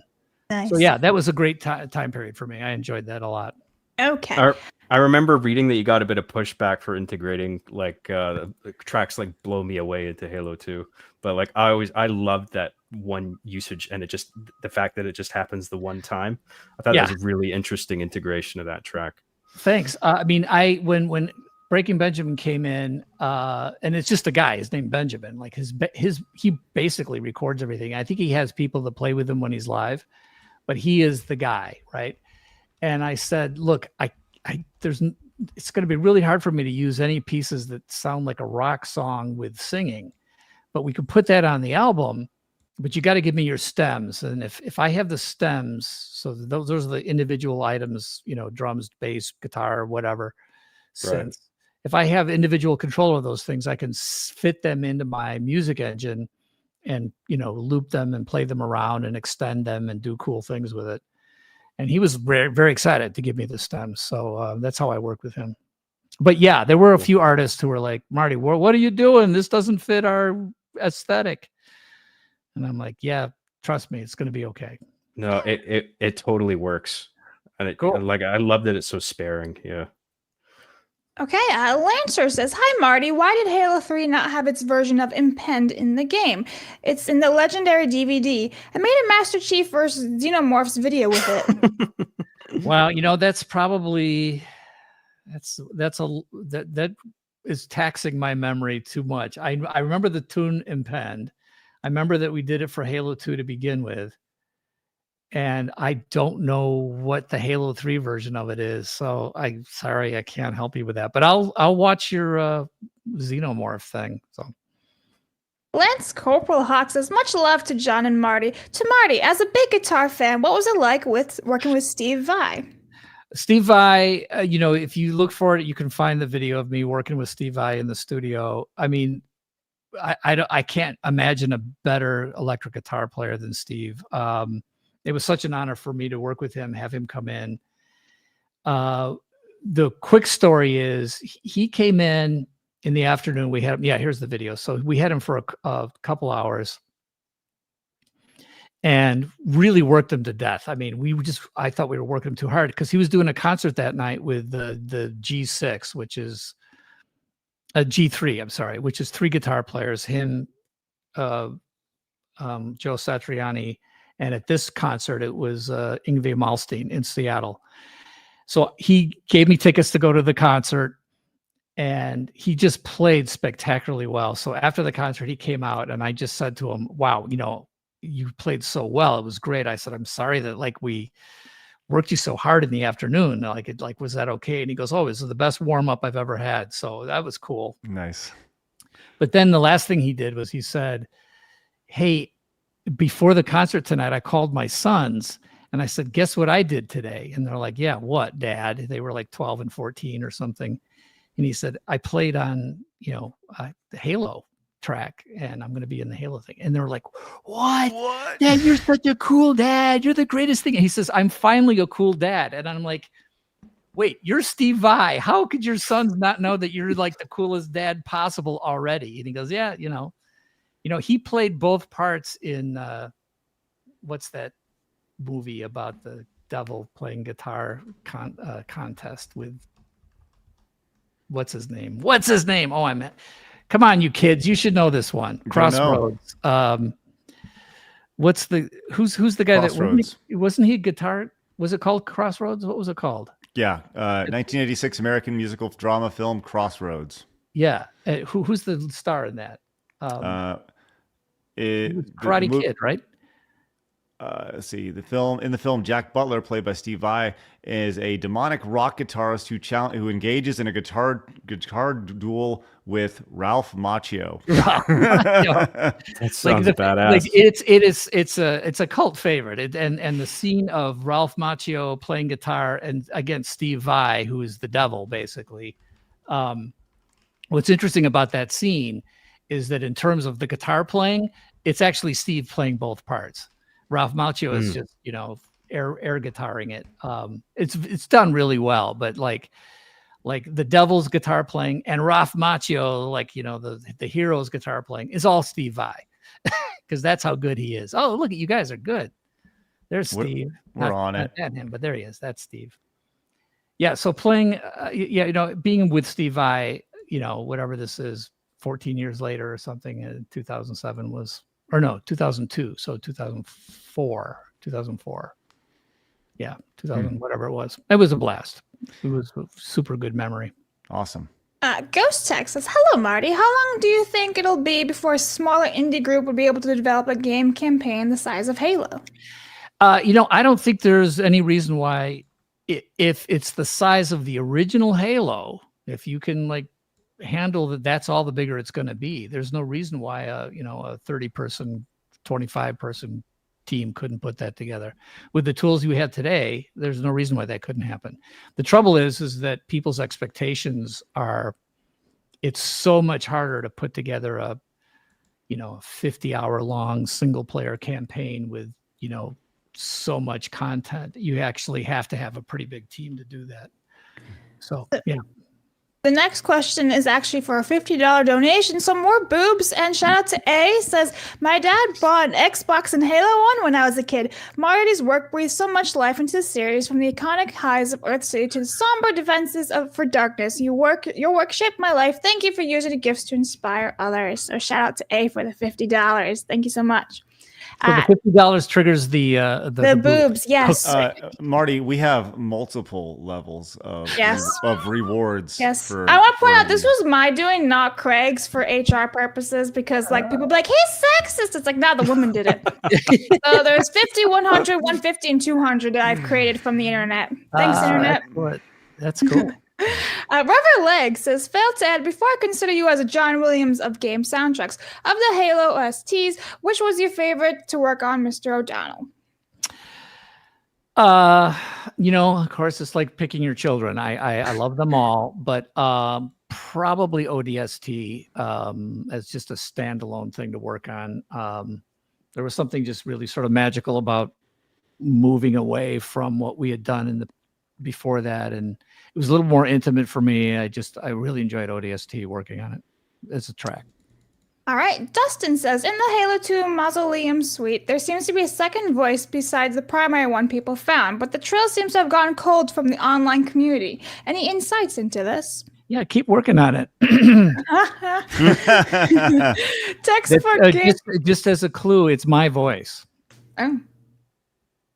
Text About Gaming for 5 says, Marty, thank you so much for such great music. I legit want the Halo theme played at my funeral. What are your thoughts on a new direction of 343 in Halo? Well, there's sort of a downer let's not talk about somebody's funeral, but that's okay. The jury's way out for me on 343 and the new Halo studio, and it mainly because, prove it.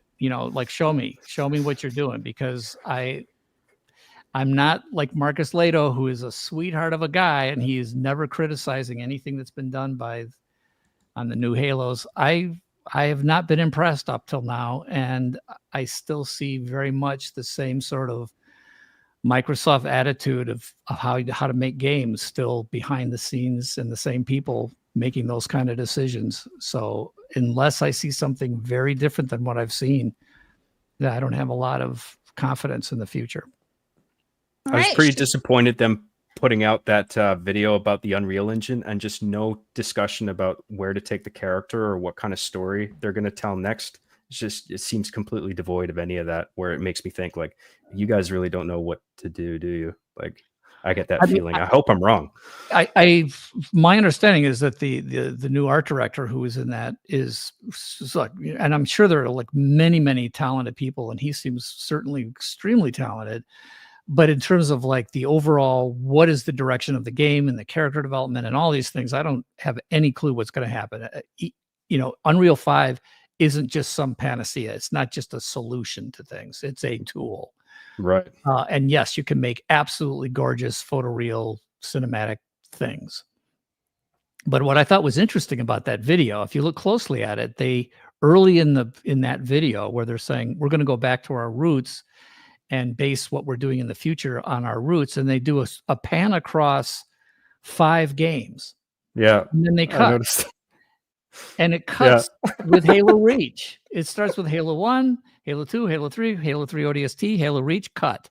And I'm like, you're just showing the Bungie games? Like, you just dissed 343. I mean, I wouldn't even probably diss somebody that hard. And I'm like, okay, so you're setting yourself up to say, we're going to go back to the Bungie games.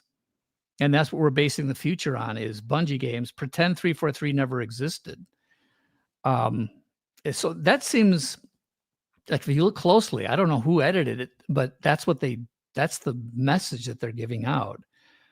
I think it's a very telling moment in the video. I streamed a reaction to it. Now I laughed at that like out loud. I was like, I can't believe they're cropping out the 343 games. That's hilarious. Yeah. And so it's like 343 never existed. And, they certainly have gotten rid of some of the top visible people from 343.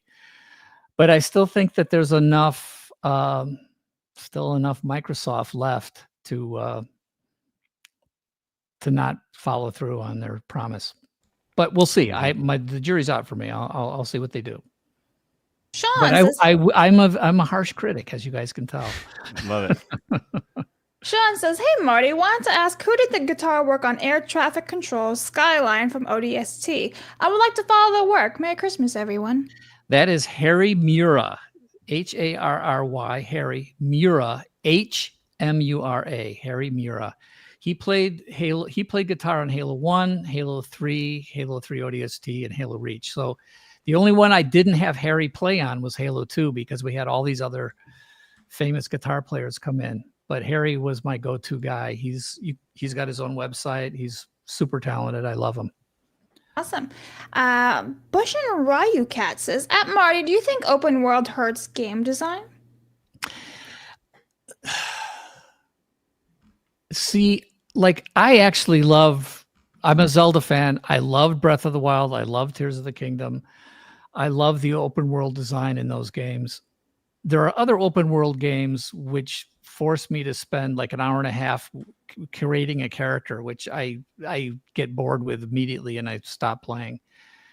I don't think so. I don't think it hurts game design. I think there is a way of doing open world that can be amazing and cool, and but not everybody does it well. So open world is like Unreal 5, right? It's not a solution. It's just it's something you can either fail with or succeed with. So that's what I think. Garfield is Strange says, "So is there a link between Halo, Marathon, and Pathways into Darkness, and ultimately Myth?" Yes. There you go. And those are all Whoa. Enough said. How could there not be? It was made by basically, the same people. Jason Jones is a huge reason why all those games exist. They for the most part, they come out of his mind, at least the inception. So yes, of course there's connections. Confirmed. What? The question wasn't what are the connections. It's just are there connections? Craig for 5. What are the connections between the games? Show me the money, Craig. Show me the money. Lady Desiree came in, says got to run and teach some piano lessons. Have a fun time, and thank you, Marty, for the shout out. 10 years next month. That launched my content creator path. Oh my gosh, that's hard to believe. Yeah, she's great. I love her stuff. Des is awesome. Yeah. Girth Angel, I will you be mine. All right. With the 10 says just some normal innocent support for some normal innocent men. I'm proud to say I'll contribute to your make a living fund. Marty might be interested in seeing the original Normal Man clip. That's actually how we start our show every day. Oh, I did see that. Yes. Yes. That's funny. I don't know the whole story behind it, but it seems like there's something going on there that's very funny. Yeah, it was just a puppet. It's a European show, a little kid show, and the guy who was doing the puppet just kind of went off the cuff and made the lady laugh with the statement, and it just fit. Delta says, I 100% agree with VoiceCom. Arma had a plugin for TeamSpeak that was amazing when you had 150 players and squatted up. I absolutely despise when you random in a lobby like Dota 2 and you try to coordinate with a team who uses Discord. There you go. Mondo Raid says, Marty and everyone, these companies will never understand the creative side of things. They are run by numbers and tech autists and simply never understand the other side. Yeah, and which is why I would say don't depend on any of the bigger corporations. It's you people, right? The fans all understand what you love, and maybe stop spending all your brain power and technology power on YouTube and useless content creation. Go out there and make a game. That's right. Speaking of spending money on useless content creation, Stay at Home Hippo came in with the 10, says for 5 times 2. What are the connections, Marty? And also Mercenary says, what are the connections, Marty? A normal man. Uh-oh, Marty. Okay. Well, I think we're going to just have to do another show to get into the connections. Oof. See, Marty's starting to understand that's a tease. Let's go. I was part of the team that teased Halo 3 by having you end with finishing this fight. Cut to black. I mean, the Halo 2 cliffhanger was the worst tease of all time. And GDI guy came in with the 10, says, thanks for having Marty and Jon on. What an insightful and entertaining conversations. Thank you, Craig and Blabs. Outstanding. By the way, big thanks to Des for helping orchestrate all this. Oh, yeah. I appreciate it. I didn't know about you guys until she texted me.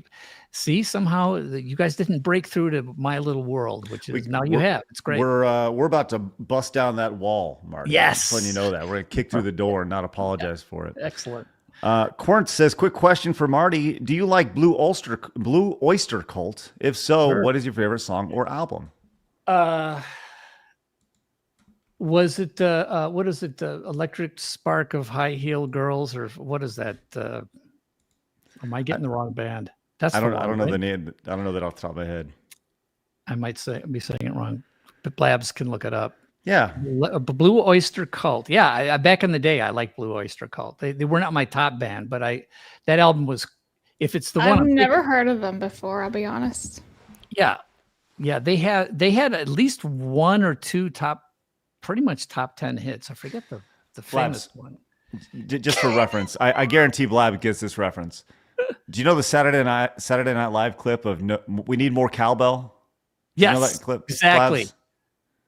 More cowbell. No. We gotta have more cowbell. Will Ferrell and what's his name? Yeah. Okay. Yeah. Well. Okay.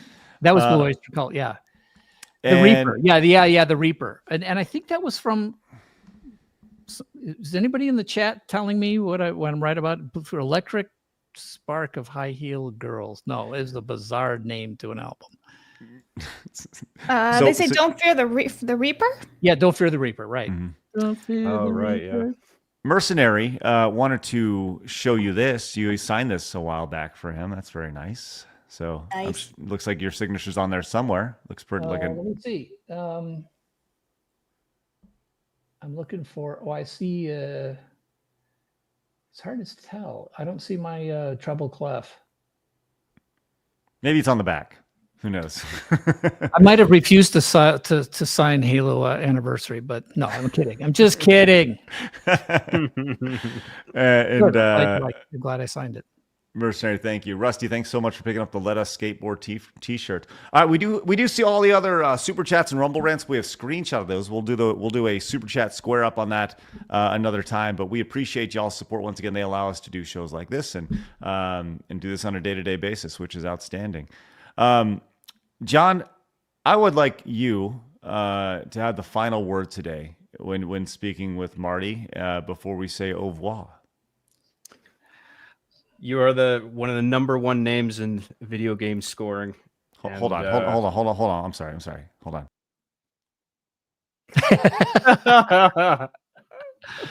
Dude, your stuff is great. I've been a fan for so long. You created memories. I mean, I lined up at midnight for Halo 2, Halo 3. Like, those felt like real events, and they were so memorable in large part for your absolutely iconic work on those games. So thank you again for that, and for all the insights and everything you've shared with me today. I really do appreciate it. This has been so cool. It's been a real treat. Well, John, you're the reason why, we made the games we make is because of the fans and fans like you. And it's funny, I'm sure you probably feel the same way as I do. I'll go over to this side because this is where you are. The idea that somehow this would come to an end, that like midnight releases would stop happening. It just never occurred to us. While it was happening, it seemed like this is the most fun you can have, making games this way, having the interaction with the fans, having midnight releases. This will just go on forever and ever, right? And apparently not. But so I appreciate that we all got to participate during that sort of magic period of game development. It's a special time, and I hope we can find that energy again, even if it manifests in some new way, given the way technology's going. I hope it comes back. Yeah, that spark. Yeah, me too. And I think it will. Excellent. Thanks, hey! I'll come back. You're back.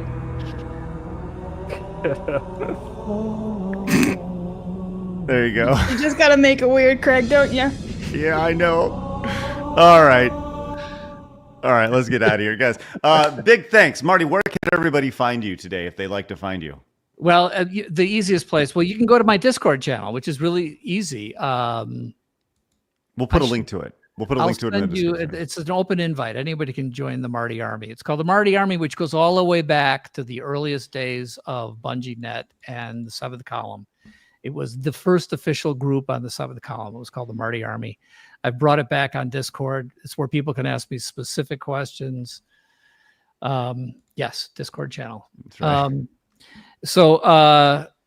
And then of course I have a YouTube channel that I periodically put things on, and then I have a Twitter handle that I do things. I have other stuff, but I can't remember. I don't put stuff in Instagram. I just don't. Sometimes I do, but I forget. There we go. There's the YouTube channel.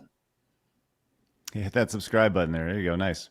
And I'm the Marty the Elder on Twitter. Awesome. And John? Well done on the subscriber count. That's great. Yeah, it's pretty good. For someone who doesn't, if you look at how often I put stuff up, which is not very often, it's pretty good that I have people there. They're waiting for my next video, which is great. John, where can everybody find you? Oh, John Graham on YouTube. Still making Arby and the Chief. I got another one coming out today. That's about great. The toys, playing Nintendo World Championships NES editions. Probably about almost 20 minutes. So I'll be premiering that later tonight. Wait. 3 months ago, you made a video about the Microsoft Sam Easter egg? Yeah, coincidentally, I've been doing a bunch of weekend game streaming, and I started with the Halo games because they're just a pillar of my gaming history. I started with the first one and worked my way up to Halo 3. And just coincidentally, one of my recent uploads was clipping the Easter egg bit from Halo 3. And then Marty saw it. Yeah, I saw it. It was really fun to watch you go through that because you didn't know about the Siege of Madrigal bit on the other side. And you didn't know that for sure if it was an homage to Arby and the Chief, which it was on which I had known about, but I had forgotten about. So it was fun to see you discover that. Yeah. Oh, it's so cool. What a fun All right. thing. Well, this has been a wonderful bromance, and I've really enjoyed the conversation. Marty, thank you so much for your time today. Jon, thank you very much for what you do, and you're being prepared. We definitely need to get together again very, very soon and make this happen. The pleasure's mine, really. I mean, this has been a treat. Thank you for putting this together, guys. Thanks. All right, guys, do us a favor, hit the thumbs up button on your way out. If you're new, hit the subscribe button, and we'll be back at it on Monday, 11 a.m. Central Time. We're back at it again, Monday through Friday, 11 a.m. Central Time. Kicking ass, taking names, busting down doors in Marty's sphere. Guys, have a great rest of your day. Remember, if people are going to try to keep you down, don't let them. You guys got a goal. Go get it. See you guys Monday. Bye-bye.